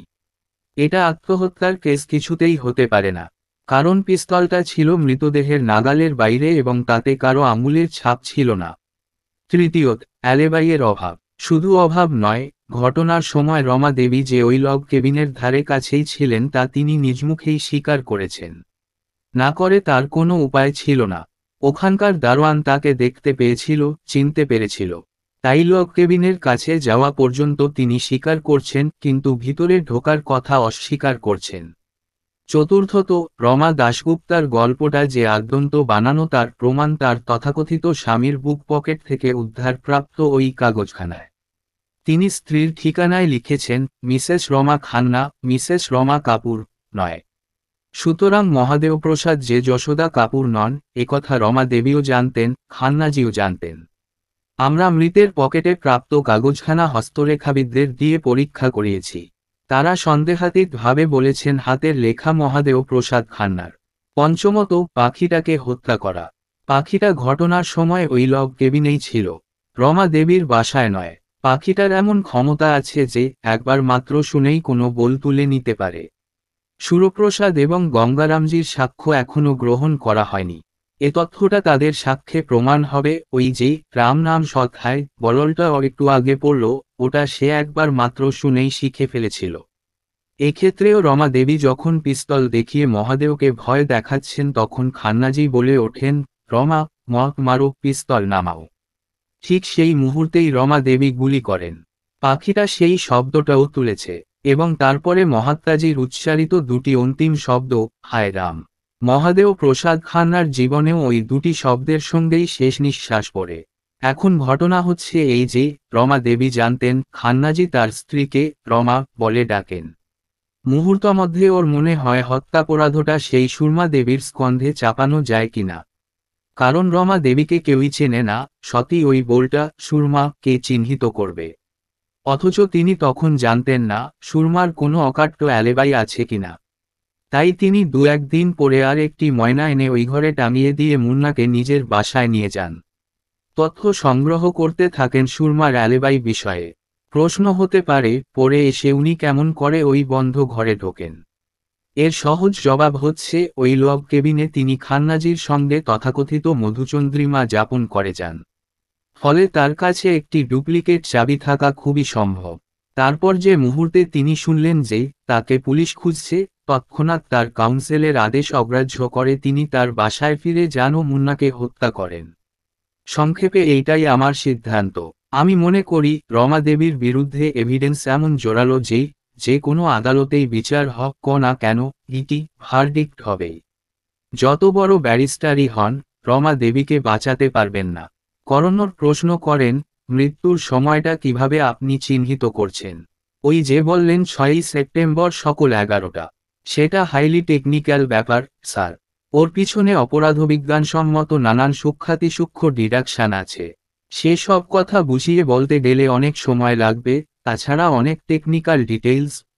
ওটা স্যার একজন বিশেষজ্ঞের সিদ্ধান্ত বলেই আপাতত ধরে নিন। করোনার কি বলবেন ভেবে পান না। বাসু বলেন, ওর অনার, যতই হাইলি টেকনিক্যাল হোক ব্যাপারটা আমরা একটা আপ্তবাক্য বলে মেনে নিতে পারি না। আমি মনে করি এই কেসে মৃত্যুর সময়টাই হচ্ছে একটা ভাইটাল ক্লু। সুতরাং সাক্ষীর যুক্তি নির্ভর সিদ্ধান্তটা আমরা শুনতে চাই। করোনার বলেন, মৃত্যুর সময়টা যে 6 তারিখ সকাল 11টা এটা প্রায় সকলেই মেনে নিয়েছেন। আমি সময় সংক্ষেপ করতে চাইছিলাম মাত্র। বাসু বলেন, সবাই বলতে কে আমি জানি না। আমি মেনে নিইনি। অটোপসি সার্জনকে আমি জিজ্ঞাসা করেছিলাম মৃত্যুর সময় সম্বন্ধে। তিনি বললেন 5-7 দিনের বাসি মরা, এতদিনে সব পচে ঢোল হয়ে যাবার কথা। নিতান্ত ঠান্ডার মধ্যে ছিল বলে তা হয়নি। মৃত্যুর সময় সম্বন্ধে তিনি কিছুই আন্দাজ করতে পারেন না। অপরপক্ষে 6ই সেপ্টেম্বর সকালে ঘটনাচক্রে আমার মক্কেল সেখানে উপস্থিত ছিল। এজন্য আমি জানতে চাই কি এভিডেন্সের মাধ্যমে ওই বিশেষজ্ঞ ভদ্রলোক মৃত্যুর সময়টা চিহ্নিত করছেন। করোনার কিছু বলার আগেই সতীশ বর্মন বলে ওঠে, স্যার, ওর মনে যখন সংশয় জেগেছে তখন সেটা মিটিয়ে দেওয়াই ভালো। আমি এ প্রসঙ্গটা এড়িয়ে যেতে চাইছিলাম এজন্য যে ব্যাপারটা হাইলি টেকনিক্যাল।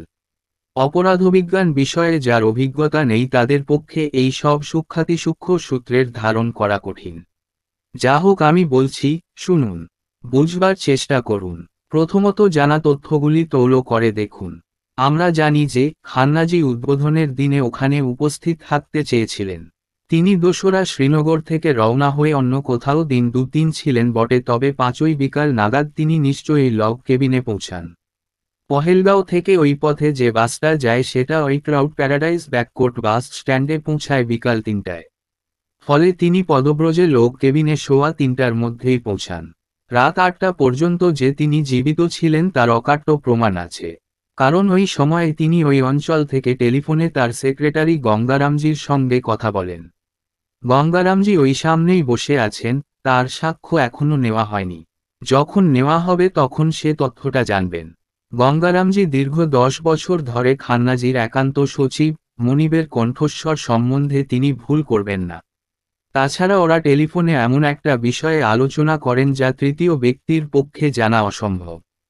ফলে প্রমাণ হল ৫ই সেপ্টেম্বর সোমবার রাত ৮টা পর্যন্ত তিনি ওই লগ কেবিনেই জীবিত ছিলেন। দেখা যাচ্ছে তিনি ঘড়িতে অ্যালার্ম দিয়েছিলেন এবং সেটা ৫:৩০টায় বেজে দম খতম হয়ে থেমে গেছে। সুতরাং বোঝা যায় তিনি পরদিন ভোর ৫:৩০টায় গাত্রোত্থান করেছিলেন। দ্রুতগতি প্রাতকৃত্যাদি সেরে উনি কফি বানান, ডিমের পোচ বানান এবং প্রাতরাশ সেরে নেন। উনি খুব সকাল সকাল মাছ ধরা শুরু করতে চেয়েছিলেন, কারণ রোদ বেশি উঠে গেলে মাছে টোপ খায় না। ফলে এটো বাসন ধোয়ার সময়ও তার ছিল না। আন্দাজ ৬:৩০-৭টা নাগাদ তিনি মাছ ধরতে বেরিয়ে যান। উনি একজন দক্ষ মেছুরে, অন্যান্য মেছুরের ভিড় তখনও হয়নি। ফলে বেলা ১০টার মধ্যেই তিনি দৈনিক ঊর্ধ্বসীমায় যতটা মাছ ধরা আইনসম্মত সেইদের মাছ ধরে লগ কেবিনে ফিরে আসেন। ফিরে এসে এক্ষেত্রে তার প্রথম কাজই হওয়া উচিত ছিল মাছগুলো ধুয়ে কেটে পিত্তি ফেলে দেওয়া। তিনি সেসব কিছুই করেননি, মানে করার সময় পাননি। কোট ও প্যান্ট খুলে পায়জামা পরে তিনি হয়তো আবার এক কাপ কফি বানাতে যাচ্ছিলেন। ঠিক তখনই রমা দেবী এসে পৌঁছান। তারপর কি হয়েছিল আমি তা আগেই বলেছি। করোনার প্রশ্ন করেন, কিন্তু ঠিক ১১টা কেন বলছেন? ঠিক ১১টা বলিনি, বলেছি ১০:৩০ থেকে ১১:৩০টার মধ্যে। ওই সময়টা আমরা কিভাবে নির্ধারণ করছি শুনুন।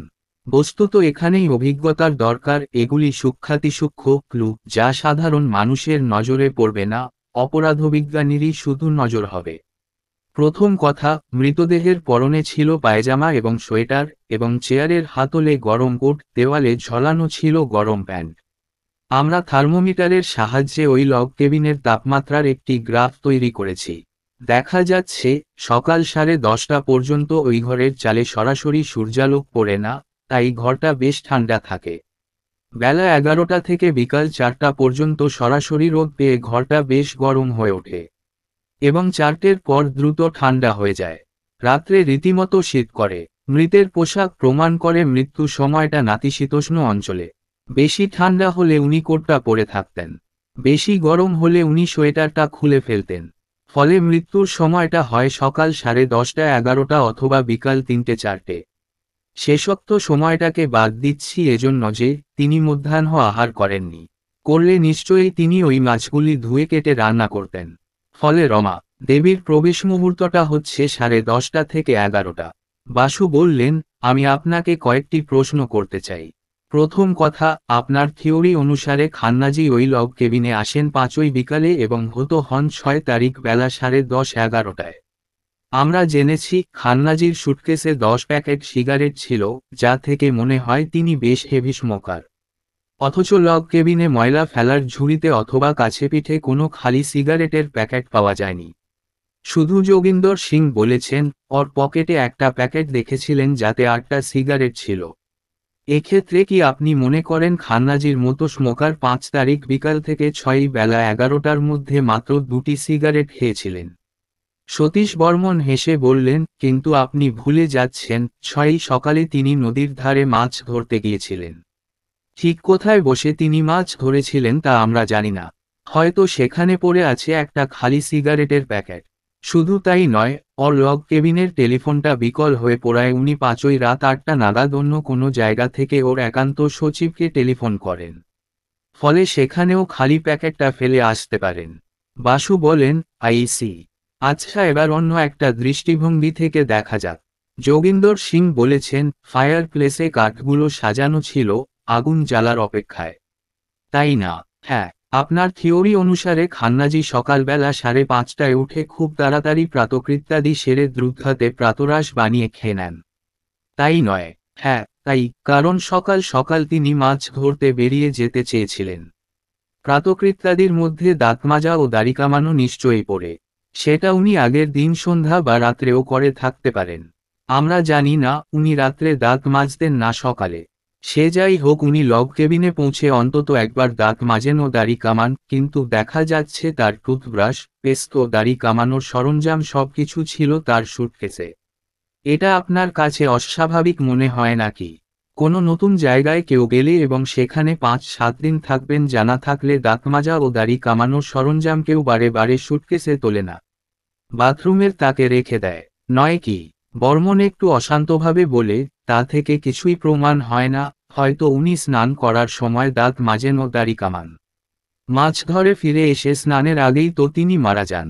রাত্রে দাঁত না মেজে এবং সকালেও না মেজে কেউ ব্রেকফাস্ট করে। এসব ছোটখাটো অসঙ্গতি সব কেসেই থাকে। আমি বরাবর দেখেছি, তদন্ত করতে গেলে এমন দু একটা ছোটখাটো অসঙ্গতি থেকেই যায়। তখন আপনি কি করেন? ওই ছোটখাটো অসঙ্গতিগুলোকে অগ্রাহ্য করি। এমন কতগুলি অসঙ্গতি অগ্রাহ্য করে আপনি আপনার ওই থিওরিটা খাড়া করেছেন? ওই একটাই, মানে স্বাভাবিক হতো যদি টুথব্রাশ, পেস্ট এবং দাড়ি কামানোর সরঞ্জাম বাথরুমে থাকত। বুঝলাম। আপনার থিওরি অনুসারে খান্নাজি কখন ওই ফায়ার প্লেসের কাঠগুলো সাজিয়েছিলেন?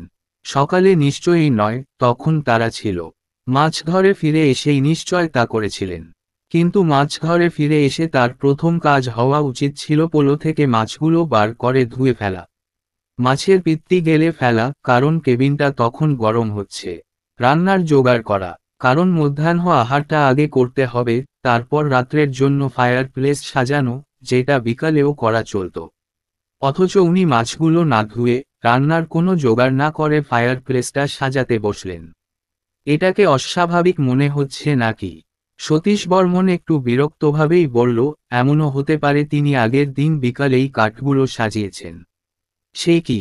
তারপর সারারাত শীতে হি হি করে কেঁপেছেন, আগুন জ্বালেননি? সতীশ একটু অস্বস্তি বোধ করছে, তা স্পষ্টই বোঝা গেল। স্বীকার করতে বাধ্য হল, না, আগের দিন সন্ধ্যায় নয়, 6 তারিখেই তিনি কাঠটা আবার সাজান। কিন্তু কখন? মাছ ধরতে যাবার আগে, না মাছ ধরে ফিরে এসে? সতীশ বিরক্ত হয়ে বলে, তা আমি কেমন করে জানব?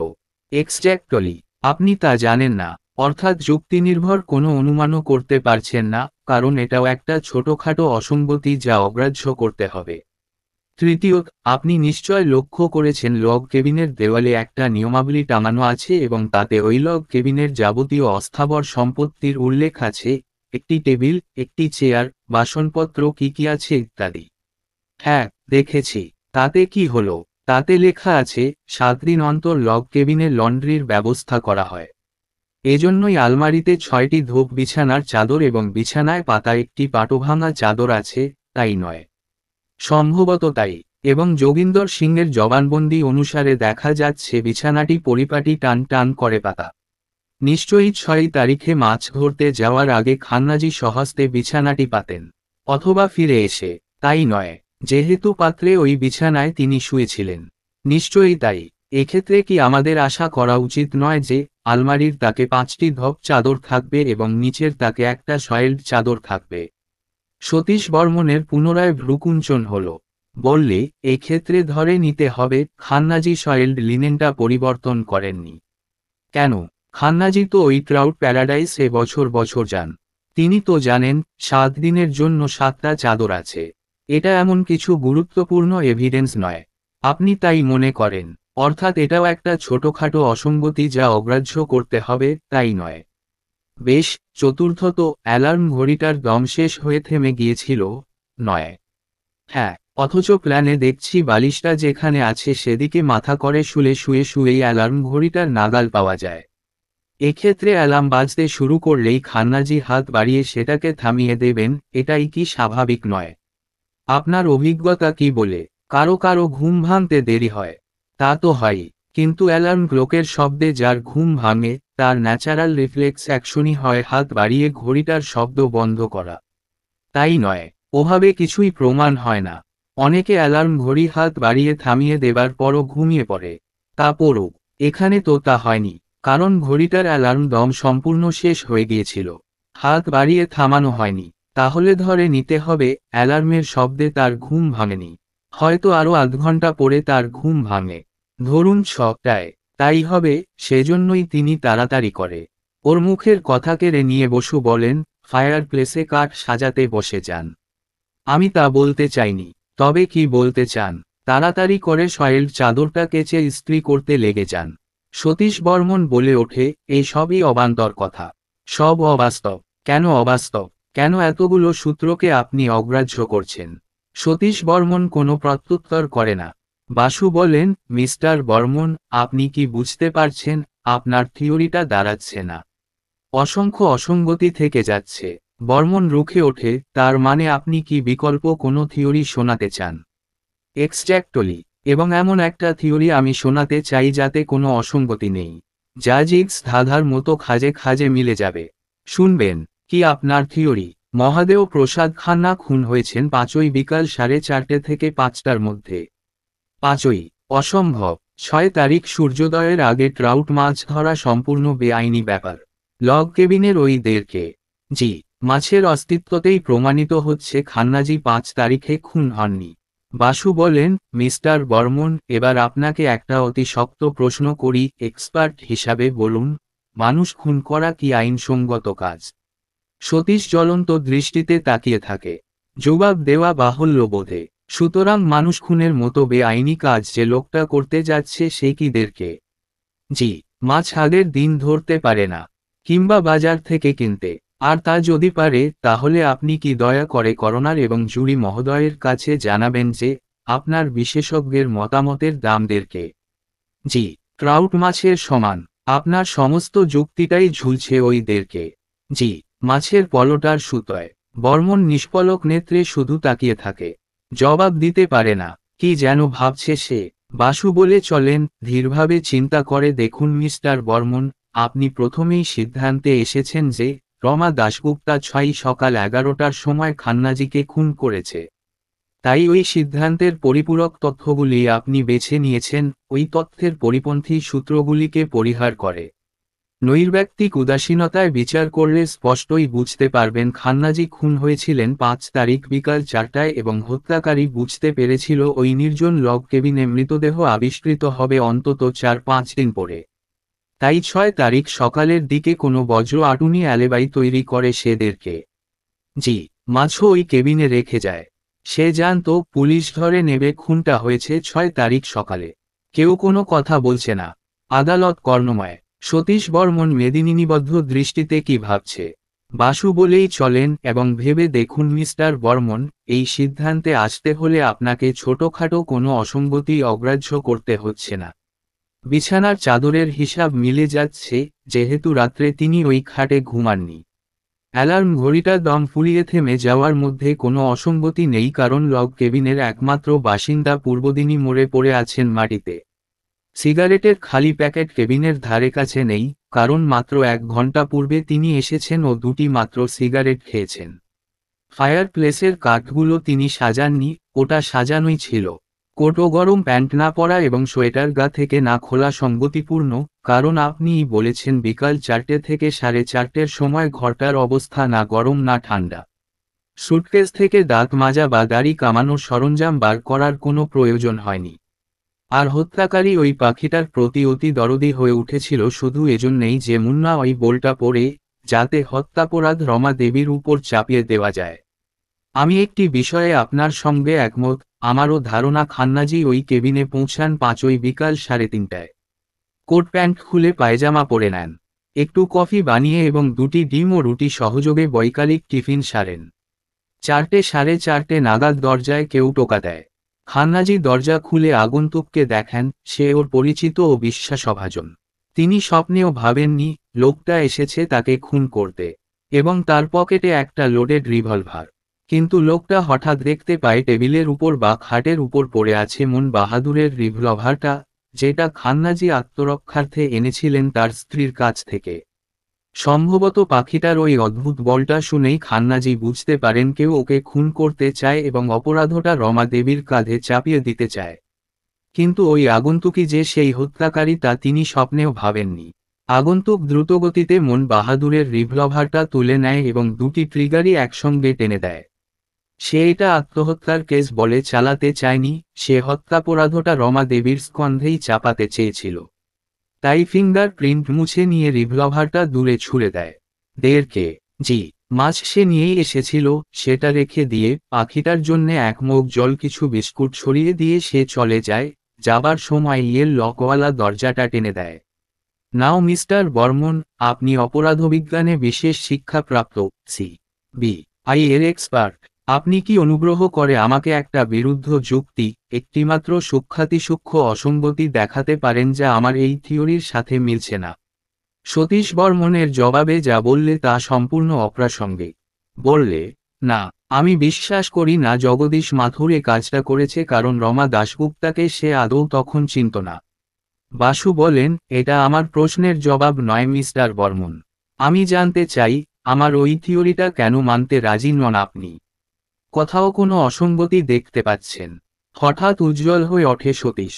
বলে, পাচ্ছি, প্রকাণ্ড বড় একটা অসঙ্গতি। 5ই বিকাল 4টের সময় খান্নাজি হতো বলে তিনি কেমন করে ওই দিন রাত 8টার সময় ফোন করলেন? কাকে? ওর একান্ত, জাস্ট এ মিনিট, তার মানে? এই তো, ঠিক পথেই অগ্রসর হচ্ছেন আপনি। তার মানে মহাদেও প্রসাদ খান্না 5ই রাত 8টায় কোনো টেলিফোন করেননি। বাই যোগ!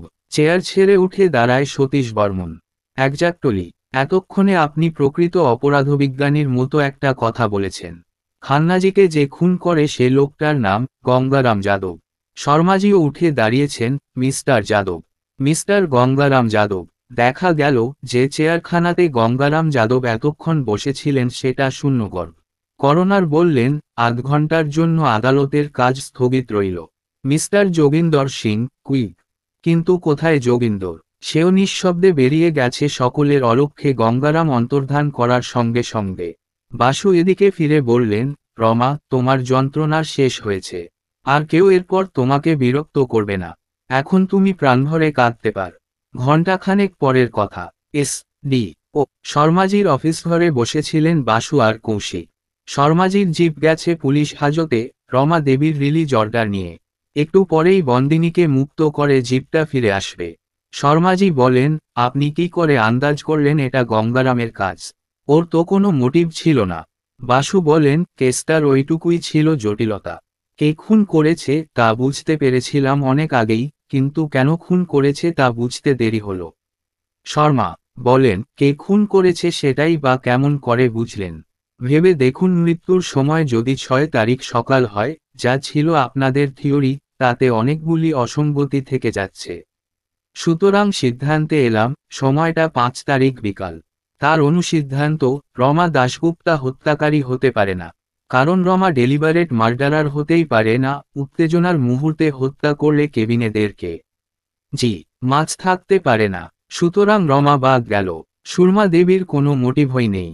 তিনি বিবাহ বিচ্ছেদ করেছেন, 50,000 টাকা পাচ্ছেন। মহাদেওকে হত্যা করার ইচ্ছে থাকলে কোনোমতেই তিনি বিবাহ বিচ্ছেদ করার পরে হত্যাটা করতেন না। জগদীশ 6 তারিখ পর্যন্ত দিল্লিতে ছিল, তার প্রমাণ আছে। যেহেতু রমা এবং সুরমা দুজনের কেউ হত্যাকারী নয় এবং ময়নাটা আদৌ লগ কেবিনে যায়নি, তখন ধরে নিতে হবে ওই বলটা মুন্নাকে কেউ টিউটার করেছে বা বারে বারে শুনিয়ে শিখিয়েছে। কে হতে পারে? এবার চিন্তা করে দেখুন, মহাদেও প্রথমে বলেছিলেন 5ই সেপ্টেম্বর এসে মুন্নাকে নিয়ে যাবেন। সুতরাং হত্যাকারী যে ওই বলটা শিখিয়েছে, সে এমন একজন যার কাছে পাখিটা সেপ্টেম্বরের প্রথম সপ্তাহ পর্যন্ত ছিল। কে সে? দুজন মাত্র হতে পারে, সুরো এবং গঙ্গারাম। সুরো না হওয়ারই সম্ভাবনা। তার প্রথম কারণ, সে নিজে থেকে আমাকে এনগেজ করেছে, শ্রীনগর থেকে কলকাতায় ট্রাঙ্ক কল করে আমাকে নিযুক্ত করতে চেয়েছে।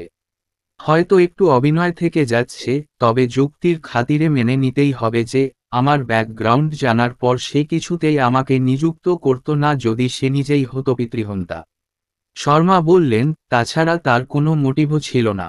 সে নিজেই যে উইলের ওয়ারিশ তা সে জানত না। বাসু বলেন, না, আমি আপনার সঙ্গে একমত নই। তার কোনো মোটিভ থাকা অসম্ভব হতো না যদি ঘটনাচক্রে সে জানতে পারত যে মহাদেব তৃতীয়বার একটি মহিলার পাণিগ্রহণ করেছেন। সে যাই হোক, সন্দেহটা ঘনীভূত হচ্ছে গঙ্গারামের উপর, যদিও তার মোটিভ বা উদ্দেশ্য খুঁজে পাওয়া যাচ্ছে না। বেশ, আপাতত ধরে নিন গঙ্গারামের কিছু মোটিভ আছে, সেক্ষেত্রে গঙ্গারাম কি এই কাজটা করতে পারে। তার দৃষ্টিভঙ্গি থেকে অবস্থাটা বিচার করে দেখা যাক। সেপ্টেম্বরের প্রথম সপ্তাহে গঙ্গারাম জানত 1-5 সকালে অমরনাথ তীর্থ থেকে ফিরে মহাদেও শ্রীনগরে আসবেন। 50,000 টাকা নগদে গঙ্গারামকে দিয়ে পাখিটাকে নিয়ে লোক কেবিনে ফিরে যাবেন। 2 পরদিন 6 ভোরের প্লেনে সুরমা ও জগদীশ শ্রীনগরে আসবেন ওই 50,000 টাকা নিতে। 3 গঙ্গারাম যে 50,000 টাকা নগদে পেয়েছেন এটা গোপন তথ্য। শুরু পর্যন্ত জানবে না, জানেন শুধু মহাদেও। ওই 3টি সূত্র অবলম্বন করে গঙ্গারাম প্ল্যান করল 5 তারিখ বিকালে সেদেরকে মাছ নিয়ে তার মোটরবাইকে চেপে ওই লগ কেবিনে যাবে, মহাদেওকে খুন করে মাছটা সেখানে রেখে ফিরে আসবে এবং পরদিন 6 তারিখ ভোরের প্লেনে দিল্লি চলে যাবে। এক্ষেত্রে ওর পরিকল্পনা মতো ঘটনা কোন খাতে বইত। সুরমা ও জগদীশ 6 সকালে এ বাড়িতে খোঁজ নিয়ে দেখতেন শ্রীনগরে মহাদেও বা গঙ্গারাম কেউই নেই। মহাদেও কত নম্বর লগ কেবিনে আছেন তা শুরুই জানত না, সুরমা কিছুতেই সেটা খুঁজে পেতেন না। গঙ্গারাম আশা করেছিল 10-11 তারিখ নাগাদ হয়তো মৃতদেহ পচে উঠবে এবং আবিষ্কৃত হবে। তারপর পুলিশ অবধারিতভাবে মৃত্যুর সময়টা 6 সকাল 10টা বা 11টা বলে ধরে নেবে। গঙ্গারামের অ্যালিবাই আছে, সে 6 তারিখ ভোরের প্লেন ধরেছে এবং তার কোনো মোটিভ নেই। অথচ সুরমা দেবীর অ্যালিবাই থাকবে কিনা সে জানে না। যদি না থাকে, পাখির ওই বলটা মারাত্মকভাবে তাকে চিহ্নিত করবে। ওদের স্বামী স্ত্রীর সম্পর্কটা কি ছিল তা অনেকেই জানত। শর্মাজি বলেন, মা করবেন মিস্টার বাসু, আমি কিন্তু কিছুই বুঝতে পারছি না। গঙ্গারামের মোটিভটা কি? সে তো জানতি না উইলে মহাদেও তাকে 10,000 টাকা দিয়ে গেছেন। কি লাভ হচ্ছে তার এই হত্যাকাণ্ডে? ওই নগদ 50,000 টাকা আত্মসাৎ করা, তা কেমন করে সম্ভব? সেটা তো দিল্লি ব্রাঞ্চ শ্রীনগর ব্রাঞ্চের উপর অ্যাকাউন্ট পেয়ে ব্যাংক ড্রাফট দিয়েছে। বাসু হেসে বললেন, শর্মাজি, কোড্রেটিক ইকুয়েশনটার দুটো রূপ ছিল, এক্স আর ওয়াই, অর্থাৎ এ আর কেন করোনার আদালতে আপনি লক্ষ্য করেছেন কে? এই প্রশ্নটা সমাধান করতে আমি দেখিয়েছিলাম সময়টা নির্ধারণ করাই অনেক অসঙ্গতি ছিল। ঠিক তেমনি কেন এই প্রশ্নটার সমাধানেও এক বান্ডিল অসঙ্গতির জট ছাড়াতে হবে আপনাকে। প্রথম কথা, উনি যখন অমরনাথ তীর্থে যান তখন নিশ্চয়ই কয়েক হাজার টাকা মাজায় বেঁধে নিয়ে যাননি। যেহেতু সেখানে সে টাকা ইচ্ছা থাকলেও খরচ করা যায় না, সুতরাং অমরনাথ থেকে যখন শ্রীনগরে ফিরে আসেন, দোসরা সেপ্টেম্বর সকালে, তখন নিশ্চয়ই তার কাছে বেশি টাকা ছিল না, বড়জোর 200 টাকা। কেমন সেটাই সম্ভব? কেন? দেখছি দোসরা তিনি তার ব্যাংক অ্যাকাউন্ট থেকেও ওই দিন টাকা তোলেননি। অথচ লগ কেবিনে যখন তিনি মারা গেলেন তখন তার কাছে 5,700 টাকা 100 টাকার নোটে রয়েছে। এ টাকা কোথা থেকে এল? শর্মা বলেন, নিঃসন্দেহে তিনি লকার থেকে নগদ টাকা নিয়ে যান। এক্স্যাক্টলি। তাহলে দোসরা ওর ভল্টে ছিল 5,700 প্লাস 43,849 49,500 টাকা, নয়? এবং তার ব্যাংক অ্যাকাউন্টেও আছে 8,000-এর উপর। সেক্ষেত্রে তিনি কেন তার একান্ত সচিবকে প্লেনের ভাড়া দিয়ে দিল্লি পাঠাবেন? তার কাছেই তো রয়েছে নগদে 57,000 টাকা। কিন্তু তিনি তো তা সত্ত্বেও গঙ্গারামকে দিল্লি পাঠিয়েছিলেন। বাসু সে কথার জবাব না দিয়ে বলেন, দ্বিতীয়ত ব্যাংক ম্যানেজার মিস্টার সন্ধি তার স্টেটমেন্টে বলেছেন যে মহাদেও যখন ভল্টে গেলেন তখন ওর হাতে ছিল ফোলিও ব্যাগ, যার ভিতরে ছিল ওই ফিক্সড ডিপোজিটগুলো। তাই নয়? এখন বলুন, উনি তখন ব্যাগ হাতে লকার খুলতে গেলেন কেন? আমি তো ভেবেছিলাম ওই 6-7 হাজার টাকা লকার থেকে বার করে আনতে। 6 নয়, 56,000। ওই লকারে তখন ছিল 100 টাকার নোটে ঠিক 1 লাখ টাকা। ব্ল্যাক মানি, যার সন্ধান শুরুও জানে না, জানেন গঙ্গারাম।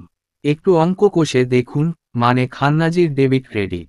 অমরনাথ তীর্থে থেকে ফেরার পথে ওর কাছে নগদে ছিল, আপনার আন্দাজ মতো, 200। মৃত্যুর পরে তার মানিব্যাগে ছিল 300। ওই সুটকেসে ছিল 5400। নগদে একটি ময়না কেনা বাবদ 200। গঙ্গারামকে হাতখরচ দেন গঙ্গারামের কথামতো 100। দোসরা থেকে পাঁচই ওর হাতখরচ আন্দাজ 100। মোট 7200।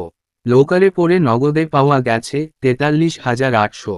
সর্বমোট 51,000। হিসাবটা ঠিক মিলছে না, নয়? ব্ল্যাক মানি লোকে নগদে লুকিয়ে রাখে 10,000-এর গুণিতকে। সুতরাং ওই ডেবিট ক্রেডিটে 1,000 টাকার গরমিল হচ্ছে। কেন? 1,000 টাকার একটাই এন্ট্রি আছে, সেটাই ভুল। অর্থাৎ মহাদেও তার প্রাইভেট সেক্রেটারিকে নগদ 1,000 টাকা দেননি। সে গ্যাটের পয়সা খরচ করে দিল্লি গেছে তার অ্যালিবাই খাতিরে। এই সিদ্ধান্তের সমর্থনে আরও অনেকগুলি যুক্তি রয়েছে যে, গঙ্গারামের স্টেটমেন্ট অনুযায়ী 2রা তারিখে মহাদেও তাকে বলেছিলেন ক্যাশ সার্টিফিকেটগুলি বাড়িতে রাখতে, কারণ তিনি অন্য কোনো সূত্র থেকে 50,000 টাকা জোগাড় করবেন। নেহাত না পেলে তিনি টেলিফোনে নির্দেশ দেবেন যাতে গঙ্গারাম দিল্লি গিয়ে ড্রাফটটা নিয়ে আসে। সে কথা যদি সত্য হয়, তাহলে কি মহাদেও 2রা দুপুরের বাসে ট্রাউট প্যারাডাইসে চলে যেতে পারেন? সেখানে ট্রাউট মাছই শুধু পাওয়া যায়, নগদ 50,000 টাকার লোন পাওয়া যায় না। শর্মাজি বলেন, তা ঠিক। আমার দৃঢ় বিশ্বাস ওই লকারে নগদ 1 লাখ টাকা ব্ল্যাক মানি ছিল। যে কথা সুরো জানত না, কিন্তু গঙ্গারাম জানত।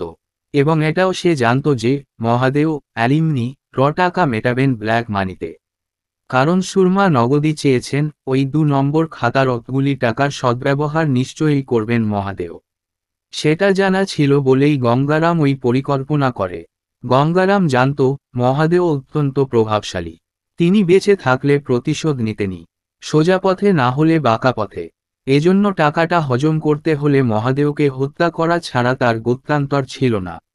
মহাদেও আত্মহত্যা করেছেন এটা প্রমাণ করা শক্ত। পুলিশ সহজে সেটা বিশ্বাস করত না, হেতুর অভাবে। তার চেয়ে অনেক সহজ অপরাধটা সুরমার কাঁধে চাপানো। কারণ রমা দেবীর কথা সে জানত না। যেহেতু একমাত্র গঙ্গারামই হত্যাকারী হতে পারে, তাই আমি ধরে নিলাম হয়তো 2রা সেপ্টেম্বর ওর লকারে ছিল নগদে 1 লাখ টাকা। তাহলে হিসাবটা দাঁড়ায়, মৃত্যুর পরে লোক কেবিনে পাওয়া গেছে মানিব্যাগ ও সুটকেসে 5,700। একটি ময়না কেনার খরচ 200। 2রা থেকে পাঁচই ওর হাত খরচ 100 নয়, কিছু বেশি, 300। গঙ্গারামকে অ্যালিমনি মেটাতে দেওয়া 50,000। লোকালে নগদে পাওয়া গেছে 43,800। সর্বমোট 1 লাখ।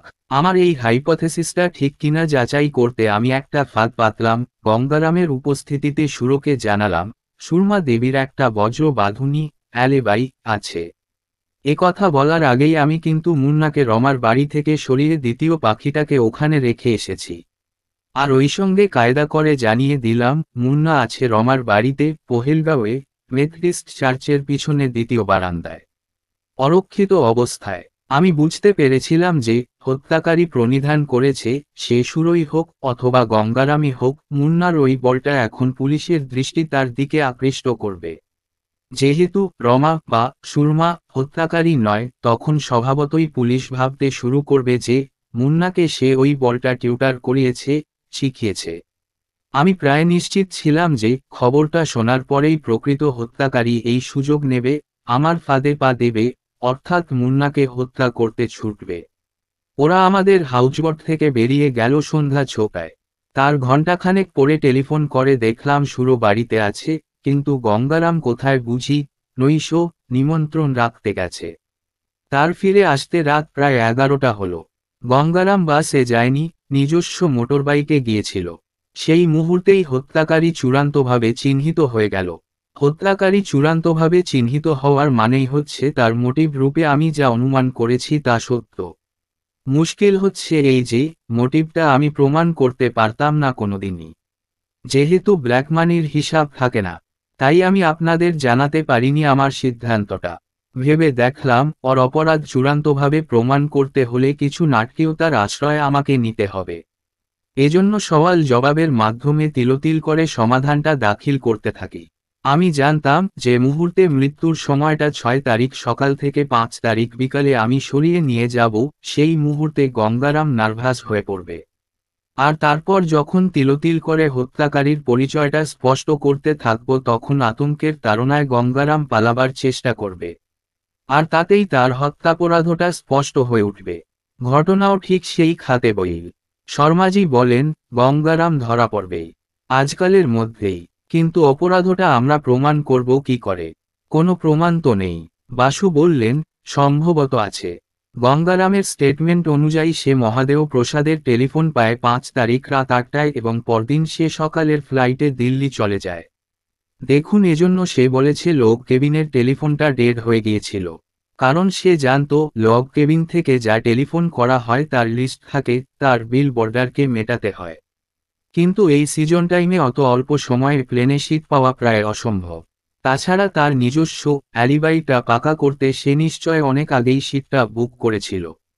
সে অনেক আগে থেকেই ওই পরিকল্পনা করেছিল। একটু খোঁজ নিলেই আপনি জানতে পারবেন ওই টিকিটটা কবে বিক্রি হয়। সেটাই চূড়ান্ত প্রমাণ। মহাদেও যদি ব্ল্যাক মানির বদলে হোয়াইট মানিতে অ্যালিমনি টাকাটা মেটাতেন তাহলে তিনি আদৌ হতেন না। কালো টাকাই তাকে মেরেছে। শর্মাজি বলেন, মুন্নার ব্যাপারটা কিন্তু এখনো ঠিকমতো পরিষ্কার হয়নি আমার কাছে। ওটা একটু বুঝিয়ে বলতে পারেন? বাসু বলেন, সত্যি কথা বলতে কি ওটা আমার নিজের কাছেই পরিষ্কার হয়নি। 2রা তারিখে মুন্নাকে নিয়ে মহাদেও যখন 2:30টার বাসে শ্রীনগর থেকে পহেলগাঁও আসেন, তখন বাসের মধ্যেই নিশ্চয় মুন্না ওই বলটা 2-1বার পড়ে। মহাদেও অবাক হয়ে যান। তিনি অত্যন্ত বুদ্ধিমান, দীর্ঘদিন রাজনীতি করেছেন। উনি বুঝতে পারেন কেউ তাকে হত্যা করতে চায় এবং হত্যাপরাধটা হয় রমা, নয় সুরমার কাঁধে চাপাতে চাইছে। তাই পহেলগাঁওয়ে পৌঁছেই তিনি পাখিটাকে রমাকে রাখতে দিলেন। তিনি রমাকে তারপরেই বলেছিলেন তার একটা অস্ত্রের প্রয়োজন আত্মরক্ষার্থে। তাই রমা তাকে ওই রিভলভারটা দেয়। এ পর্যন্ত বোঝা যাচ্ছে। কিন্তু তারপর মহাদেও যে কেমন করে ময়নাটা বদলে ফেললেন এটুকুই এখনো বুঝে উঠতে পারছি না। শর্মা বলেন, কেন? আমরা ধরে নিতে পারি 3রা কিংবা 4ঠা আবার শ্রীনগর আসেন এবং দ্বিতীয় ময়নাটা খরিদ করে তার লগ কেবিনে ফিরে গেছেন। উহু, মহাদেও ওটা খরিদ করেছেন 2রা সেপ্টেম্বর দুপুরে, জুম্মাবারে, শ্রীনগরেই, সেন্ট্রাল মার্কেটে ইয়াকুব মিয়ার দোকান থেকে। লোকটা হিসাবের পাকা খাতা দেখে বলেছে। মহাদেবের ফটো দেখে শনাক্ত করেছে। এই সময়ই যোগিন্দর সিং দ্বারের কাছ থেকে বলে, may I come in sir? আইয়ে আইয়ে, ক্যা বাত? যোগিন্দর এসে বলে, গঙ্গারাম ধরা পড়েছে। শ্রীনগরে পৌঁছবার আগেই। শর্মাজি বলেন, কনগ্র্যাচুলেশনস। যোগিন্দর বলে, কৃতিত্বটা আমার নয় স্যার, ওর বাসু সাহেবকে দেখায়। ওর তো বটেই, উনিই তো আমাদের বুঝিয়ে দিয়েছিলেন। আগে না স্যার, করোনারের আদালতে ঢুকবার আগেই উনি আমাকে আড়ালে ডেকে বলেছিলেন, মিস্টার সিং হত্যাকারীকে আমি তা জানি, নামটা আপনাকে এখনই বলতে পারছি না, তবে সে আদালতে আছে এবং যে মুহূর্তে আমি তাকে চিহ্নিত করব তখনই সে পালাতে চেষ্টা করবে। আপনি সজাগ থাকবেন। প্লেনড্রেস পুলিশ দিয়ে আদালত ঘিরে রাখবেন। শর্মাজি বাসুকে বলেন, কি আশ্চর্য! শুধু আমাকেই বলেননি। বাসুর কর্ণকুহরে সে কথা প্রবেশ করল না। উনি তখনও কি যেন ভাবছেন। চোখ দুটি বোঝা, পাইপটা ধরা আছে বা হাতে।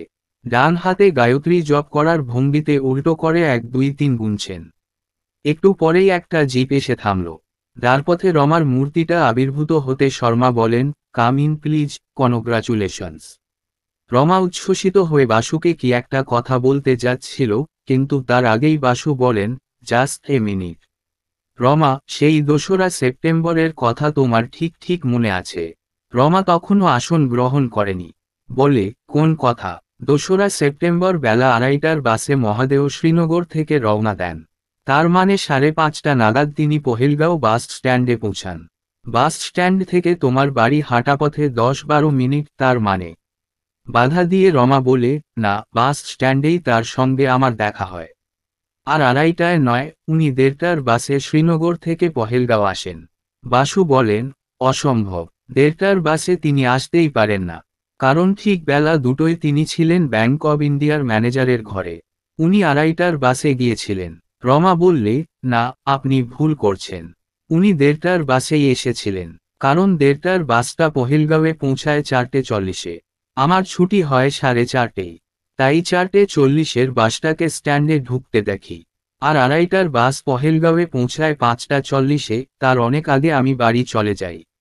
বাসু অনেকক্ষণ কি ভাবলেন, তারপর বলেন, তুমি ভুল করছো রমা। ব্যাংক ম্যানেজার সন্ধি আমাকে বলেছিল, মিস্টার খান্না দ্বিতীয়বার যখন ব্যাংকে ফিরে আসেন তখন ব্যাংকের আওয়ার্স শেষ হয়ে গিয়েছিল, অর্থাৎ 2টো বেজে গিয়েছিল। তুমি কিছু গন্ডগোল করছো। রমা রাগ করে না, বলে, না, ভুল করলে করেছে ওই সন্ধি। আমার পরিষ্কার মনে আছে, উনি যাবার সময় বলে গিয়েছিলেন 1:30টার বাসে ফিরবেন। তাই অফিস যাওয়ার সময় আমি বাস স্ট্যান্ডে টাইমকিপারকে জিজ্ঞাসা করেছিলাম 1:30টার বাসটা কখন পৌঁছায়। সে বলেছিল বিকাল 4:40। তাই অফিস ছুটি হতেই আমি তাড়াতাড়ি বাস স্ট্যান্ডে চলে যাই। তখন 1:30টার বাসটা ইন করছে। বাসটা রাইট টাইম ছিল। বাসু বলেন, তুমি তাহলে ওকে বাস থেকে নামতে দেখেছ? হ্যাঁ। কেন? তখন ওর কাছে কটা ময়না ছিল? একটাই। ওই মুন্নাই। কেন? বাসু বলেন, স্ট্রেঞ্জ। স্ট্রেঞ্জ মানে? জিগস ধাঁধার আবার একটা মিসিং পিস। এরপর যোগিন্দর, শর্মাজি, কৌশিক, সুজাতা এবং রমা নানা কথা আলোচনা করতে থাকেন। বাসু সাহেবের কর্ণকুহরে কোনো কথাই যাচ্ছিল না। তিনি গভীর চিন্তায় মগ্ন চৈতন্য। হঠাৎ একটা কথায় তার ধ্যানমগ্নতা ভেঙে গেল। শর্মাজি বলছেন, সত্যিই মহাদেবপ্রসাদ খান্নাজি ছিলেন একজন দিলদরাজ মানুষ। কখনো কারো প্রতি কোনো অন্যায় করেননি। তারপর বাসু সাহেবের দিকে ফিরে বলেন, আপনি তখন থেকে কি ভাবছেন বলুন তো? ওই কথাই ভাবছিলাম, আমিও কি একই জাতের ভুল করছি? বর্মন যা করেছিল, অর্থাৎ একটা পূর্ব সিদ্ধান্তের বশবর্তী হয়ে এভিডেন্সগুলোকে ইন্টারপ্রেট করছি, যে সূত্রগুলো আমার সিদ্ধান্তের পরিপন্থী সেগুলো অগ্রাহ্য করছি। শর্মাজি বলেন, আপনি তো চূড়ান্ত সমাধান করেই ফেলেছেন। এখন আবার, না, না, কোথাও কিছু একটা ভুল হচ্ছেই। না হলে আমার সলিউশন জিগস ধাঁধার মতো খাজে খাজে মিলে যাচ্ছে না কেন? একটাই তো অসঙ্গতি আছে, তাই নয়? দ্বিতীয় পাখিটা কি করে এল? না, শুধু একটাই নয়, আরও আছে। 1:30টার বাস না 2:30টার বাস? তাছাড়া ওই উইলে কি অসঙ্গতি দেখছেন না? আপনি এখনই বলছিলেন, মহাদেব প্রসাদ কখনো কারো কাছে কোনো অন্যায় করেননি। কিন্তু রমাদেবীর প্রতি তার আচরণটা দেখেছেন। উইলটা অত্যন্ত নিপুণভাবে বানানো। তিনি এ কথাও লিখেছেন, বিবাহ বিচ্ছেদ আইনত সিদ্ধ হবার আগেই তার মৃত্যু হলে মিসেস সুরমা খান্না ওই 50,000 টাকা মাত্রই পাবেন। উনি ওর প্রত্যেকটি কর্মীকে কিছু না কিছু দিয়ে গেছেন। এমন একজন বিচক্ষণ মানুষ উইলে রমার কোনো উল্লেখই করবেন না। ওই সময় ট্রেতে করে শর্মাজির বেয়ারা চা বিস্কুট নিয়ে এল, সকলকে বিতরণ করল। শর্মাজি বলেন, হয়তো রমা দেবীকে বিবাহ করার পূর্বেই তিনি উইলটা করেন। তা তো করেনি, কিন্তু বিবাহের পরে কেন তিনি ওটা নতুন করে লিখলেন না? তিনি তো দোসরা শ্রীনগরে এসে লোকারটা খুলেছিলেন, এবং তখন তিনি জানতেন তার আকস্মিক মৃত্যু হতে পারে। না, মিস্টার শর্মা, কোথাও প্রকাণ্ড একটা ফ্যালাসি আছে। লোকটার পকেটে সহস্ত লিখিত মিসেস রমা খান্নার স্বীকৃতি আছে, অথচ উইলে তার উল্লেখ নেই। কৌশিক বলে, আপনার চাটা ঠান্ডা হয়ে যাচ্ছে মামু। বাসু সাহেবের হুঁশ হল না। আবার আলোচনা এগিয়ে চলে। কোথাও কিছু নেই। শর্মাজির গ্লাস টপ টেবিলে একটা মুষ্টাঘাত করে বসলেন বাসু। ঝনঝন করে উঠল চায়ের কাপগুলো। শর্মাজি অবাক হয়ে বলেন, কি হলো? বাসু উঠে দাঁড়িয়ে পড়েছেন উত্তেজনায়। বলেন, রমা তোমার সঙ্গে আমার প্রথম সাক্ষাৎ শ্রীনগর বাস স্ট্যান্ডে নয়। আমার দেখা না পেলে তুমি যেন কোথায় যেতে। রমা বলে, সে কথা এখন কেন? আপনি এ প্রশ্ন সেদিনই করেছিলেন। আমি বলেছিলাম, আপনার সঙ্গে দেখা না হলে আমি সেই ঘরটাতে যেতাম যেখানে। কারেক্ট। ঘরটা তুমি খুঁজে বার করতে পারবে। কেন পারবো না? Than get up. ও বাকি চাটুকু তোমার না খেলেও চলবে। চল, ঘরটা আমাকে দেখিয়ে দেবে, চল। এখনই। কেন? Don't argue. জিগস ধাঁধার একটা ছোট্ট টুকরো ওই ঘরে পড়ে আছে। দেখি সেটা কুড়িয়ে পাই কিনা।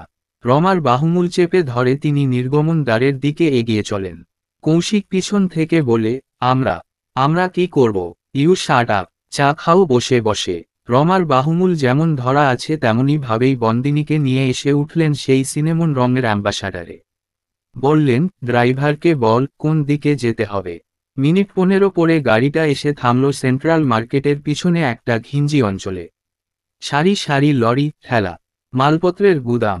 রমা বলল, আর গাড়ি যাবে না, বাকি পথটুকু হেঁটে যেতে হবে। অল রাইট, চল, হেঁটেই যাব। সরু গলিপথ দিয়ে দুজনে এসে থামলেন একটা দোতলা বাড়ির সামনে। এতক্ষণে অন্ধকার হয়েছে, রাস্তায় মাতালের ঘোলা চোখের মতো বাতি, সবটাই আলো আধারি। বাড়িটার নিচে গুদামঘর, লরি থেকে মাল খালাস হচ্ছে। পাশ দিয়ে একটা নরবরে সিঁড়ি উঠে গেছে কাঠের বাড়িটাই। রমা আঙুল তুলে বললে, ওই ঘরটা। বাসু বললেন, ঘরের দরজাটা বন্ধ কিন্তু ভিতরে আলো জ্বলছে। কে থাকতে পারে ঘরটার ভিতর? রমা বললে, আমি কি জানি। Let's investigate. চল আমরা তদন্ত করে দেখি। এস। কাঠের সিঁড়ি বেয়ে দুজনে উঠে এলেন দিতলে। বদ্ধদ্বারের সামনে দাঁড়ালেন বাসু সাহেব। বা হাতে তখনও ধরা আছে রমার বাহুমূল। কড়া নাড়লেন দরজায়। ভিতর থেকে অর্গলমোচনের শব্দ হলো। দ্বার খুলে একজন প্রৌঢ় ব্যক্তি বেরিয়ে এসে বলেন, কাকে চাই? যেন লিভিংস্টন সম্বোধন করছেন স্ট্যানলিকে। ডান হাতটা বাড়িয়ে দিয়ে বাসু সাহেব বলেন, mister Jashoda Kapoor, I presume. পাশ থেকে রমা একটা চাপা আর্তনাদ করে উঠল, ও ওকে। ভদ্রলোক বাসু সাহেবের প্রসারিত কর্তা গ্রহণ করলেন না। রমার পতনোন্মুখ দেহটা ধরে ফেলে বললেন, কি হয়েছে রমা? তুমি অমন করছো কেন? তুমি? হ্যাঁ, আমি। তুমি কি ভূত দেখছ? রমা বোধ হয় খণ্ডমুহূর্তের জন্য ভুলে গেল বাসু সাহেবের উপস্থিতি। সবলে জড়িয়ে ধরল ওই প্রৌঢ় ভদ্রলোককে। বাসু বলেন, একটা কথা। আপনি কি জানেন, মিস্টার মহাদেও প্রসাদ খান্না মারা গেছেন? চমকে উঠল লোকটা, মারা গেছেন? মানে, কবে, কি করে? সেটা আপনার স্ত্রীর কাছে শুনবেন। Good night. আরও ঘণ্টা দুয়েক পরের কথা। হাউজবটের ড্রয়িং রুমে সমবেত হয়েছেন সবাই। বাসু সাহেব রানী দেবীকে সর্বশেষ ঘটনার চুম্বকসার শোনাচ্ছিলেন। সুজাতা কফি পটে কফিটা তৈরি হয়েছে কিনা দেখছে। কৌশিক এবং সুরো ঘরের অপর প্রান্তে নিম্নস্বরে কথোপকথনে ব্যস্ত। দ্বারের কাছে ধ্বনিত হল, আসতে পারি? সবাই চোখ তুলে তাকায়, যশোদা কাপুর এবং রমা দাশগুপ্তা। বাসু সাহেব এগিয়ে এসে আগন্তুকের করগ্রহণ করে বলেন, আইয়ে আইয়ে খান্নাজি। সুরো উঠে দাঁড়ায়, পায়ে পায়ে এগিয়ে আসে, নত হয়ে প্রণাম করতে যায়। তার আগেই প্রীতম প্রসাদ খান্না ওকে সবলে বুকে টেনে নেন। রমা এগিয়ে এসে রানী দেবীকে প্রণাম করে। বলে, কি যে বলবো আমি ভেবে পাচ্ছি না। আমি। রানীও ওকে বুকে টেনে নিয়ে বলেন, কিছুই বলতে হবে না রমা। তোমার বুকের মধ্যে এখন কি হচ্ছে আমি বুঝতে পারছি। সবাই স্থির হয়ে বসার পর বাসু সুরোকে প্রশ্ন করেন, তোমার কাকাকে দেখতে কি ঠিক বাবার মতো? সুরো বললে, না, বাবা বেশ বুড়িয়ে গেছিলেন। তবে বছর 7-8 আগে তাকে দেখতে ঠিক এই রকমই ছিল। খবরের কাগজ থেকে যখন ছবি চেয়ে পাঠায়, আমি বাবার একটা পুরানো ফটোগ্রাফি দিয়েছিলাম। তাতেই চাচিজির ভুল হয়েছে। প্রীতম প্রসাদজি বলেন, আমি খবরের কাগজ পড়া বহুদিন আগেই ছেড়ে দিয়েছি। তাই এত বড় খবরটা জানি না। অবশ্যই আমি মাত্র কালকেই শ্রীনগরে ফিরে এসেছি। তার আগের দিন 10 কেমন পাহাড়ি অঞ্চলে ছিলাম যেখানে খবরের কাগজ যায় না। বাসু বলেন, যদি কিছু না মনে করেন, আপনি ছদ্মনাম নিয়েছিলেন কেন? প্রীতমজি হেসে বলেন, দেখুন, আমি একজন পাগলাটে মানুষ। ভবঘুরে, পাহাড়ে পর্বতে ঘুরে বেড়াই। হয়তো ময়লা বা ছেঁড়া জুতো জামা পরি। অথচ মুশকিল হচ্ছে এই যে, আমার চেহারার সঙ্গে দাদার চেহারার খুবই সাদৃশ্য। দাদা একজন খানদানি নামী ব্যক্তি। নিজের উপাধি খান্না বললেই লোকে প্রশ্ন করত, মহাদেও প্রসাদ খান্নাজি আপনার কেউ হন? জবাবে সত্য কথা বললেই নানান প্রশ্ন উঠে পড়ে। দাদা কেন তার মায়ের পেটের ভাইকে দেখেন না, লক্ষপতির ভাই কেন ভবঘুরে, ইত্যাদি ইত্যাদি। তাই নিজের নামটাকেই বদলে নিয়েছিলাম। বাসু বলেন, আমার আরও দু-একটি প্রশ্ন আছে। জিজ্ঞাসা করব? নিশ্চয়ই করবেন। রমার কাছে শুনেছি, আপনি ওকে ফাঁসির দড়ি থেকে বাঁচিয়েছেন। আমি কি দিতে পারি আপনাকে? বড়জোর আপনার একখানা পোর্ট্রেট, কিন্তু সে সব কথা পরে হবে। আপনি বলুন, দাদার সঙ্গে কি সম্প্রতি দেখা হয়েছে? হ্যাঁ, হয়েছে। দাদা এবছর অমরনাথ তীর্থে গিয়েছিলেন। ফেরার পথে পহেলগাঁওয়ে তার দেখা পাই। পহেলগাঁও পোস্ট অফিসে। অনেক পুরানো দিনের গল্প হলো। তারিখটা আমার মনে আছে, ঠিক আমার বিয়ের পরদিন, 28শে অগাস্ট। আমি দাদাকে বললাম, বিয়ে করেছি। দাদা শুনে খুব খুশি। বলেন, রেজিস্ট্রি বিয়ে করেছিস, ভালো কথা। শ্রীনগরে হিন্দুমতে আবার আমি তোদের বিয়ে দেব। আমি ওকে রমার বাসায় নিয়ে যেতে চাইলাম। উনি রাজি হলেন না, বললেন, ভাইয়ের বউ কি কেউ খালি হাতে দেখে? তবে তখনই একটা কাগজে রমার নাম ঠিকানা নিয়ে পকেটে রাখলেন। আমরা দুই ভাই একটা রেস্তোরাঁয় ঢুকে কিছু খেলাম। দাদা বললেন, প্রীতম, এবার আমিও বোধহয় মুক্তি পাচ্ছি। আমি জিজ্ঞাসা করাতে বললেন, একটু ইতস্তত করে বললেন, না, সব কথাই বলো। আপনারা জানেন কি না জানি না, দাদার এবারকার বিবাহ সুখের হয়নি। উনি আমাকে বললেন, এতদিনে উনি ডাইভোর্স পাচ্ছেন। কথা প্রসঙ্গে আরও বললেন, ট্রাউট প্যারাডাইসের সেই লগ কেবিনটা তোর মনে আছে? ওটা এবারও আমি ভাড়া নিয়েছি।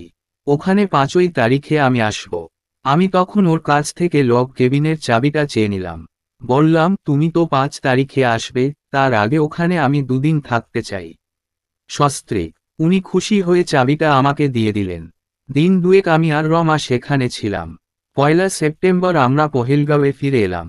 পরদিন ভোরের বাসে আমি আর দাদা শ্রীনগরে আসি। দাদা বলেছিলেন, ব্যাংকে ওর কি একটা কাজ আছে, সেটা সেরে 1:30টার বাসে পহেলগাঁও ফিরবেন।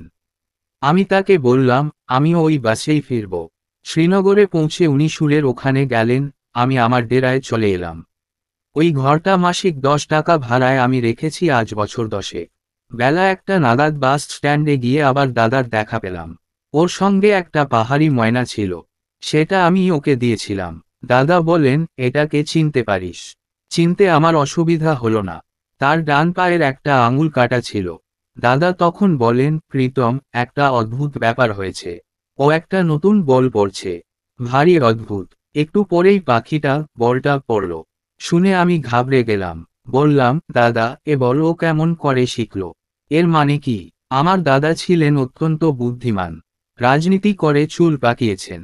বললেন, ওর বিশ্বাস কেউ ওকে হত্যা করতে চায় এবং হত্যাপরাধটা ভাবিজির ঘাড়ে চাপাতে চায়। আমি অবাক হয়ে বলি, এমনভাবে কে ওকে হত্যা করতে পারে? উনি জবাবে বললেন, উনি এককালে সক্রিয় রাজনীতি করেছেন। তখন অনেক লোকের কাছে অপ্রিয় হয়েছে।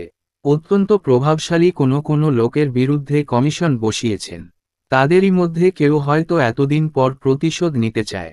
এই পর্যন্ত বলে প্রীতমজি থামলেন। নিজের মনেই ম্লান হাসলেন। তারপর বলেন, এই বোধ হয় দুনিয়াদারির মজা। অত বড় বিচক্ষণ মানুষ হয়েও উনি আসল ব্যাপারটা ধরতে পারেননি। এরপর আমাকে কি বললেন, জানেন? কি বললেন? গঙ্গারামকে জিজ্ঞাসা করে জানতে হবে ওই পাখিটা এতদিন কার কাছে ছিল, সেই ওই বলটা ওকে শিখিয়েছে। বাসু সাহেব বলেন, আশ্চর্য! এত বিশ্বাস! জি হ্যাঁ, এতটাই বিশ্বাস করতেন উনি গঙ্গারামকে। অথচ কি ক্ষুরধার বুদ্ধি দেখুন। পরমুহূর্তে বলেন, প্রীতম, তুই তো পাখির বিষয়ে অনেক কিছু খোঁজ রাখিস। বলতে পারিস এরকম একটা পাহাড়ি ময়না কোথায় কিনতে পাওয়া যায়? আমি ওকে জানালাম শ্রীনগরে সেন্ট্রাল মার্কেটে ইয়াকুব মিয়ার দোকানে। উনি বললেন, তাহলে তুই মুন্নাকে নিয়ে পহেলগাঁও ফিরে যা। ওটা তোর বউয়ের কাছে রাখো। আমি আর একটা ময়না কিনে 2:30টার বাসে ফিরে যাব।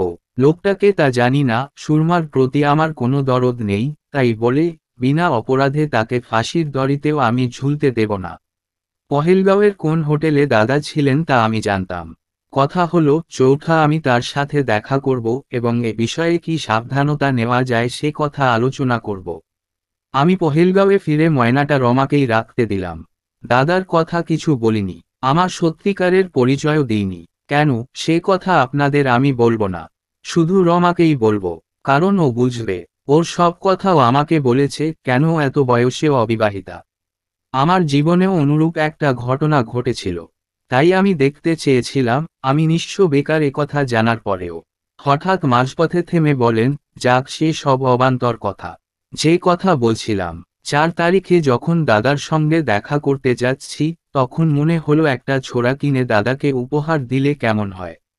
রমার কাছে গোটাকুড়ি টাকা ধার চাইলাম। বাসু বলেন, বাকিটা আমরা জানি। সুরো বললে, চাচাজি, পিতাজি তার উইলে বলেছেন আপনার জানায়জ। তোরাক করে উঠে দাঁড়িয়ে পড়েন প্রীতমজি। না, তা হয় না। বাসু বলেন, আমি একটা কথা বলবো প্রীতমজি। জি হ্যাঁ, বলুন। আপনি এখনই বলছিলেন আপনার স্ত্রীকে আমি ফাঁসির দড়ি থেকে বাঁচিয়েছি, তাই আমার একটা ফি পাওনা আছে।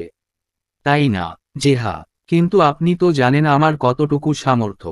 আর আমি যদি এমন কিছু দাবি করি যা আপনার সামর্থ্যের ভিতর, হুকুম ফরমাইয়ে সাব, আপনি আপনার দাদার দানটা অস্বীকার করবেন না, এই প্রতিশ্রুতি আমি চাই।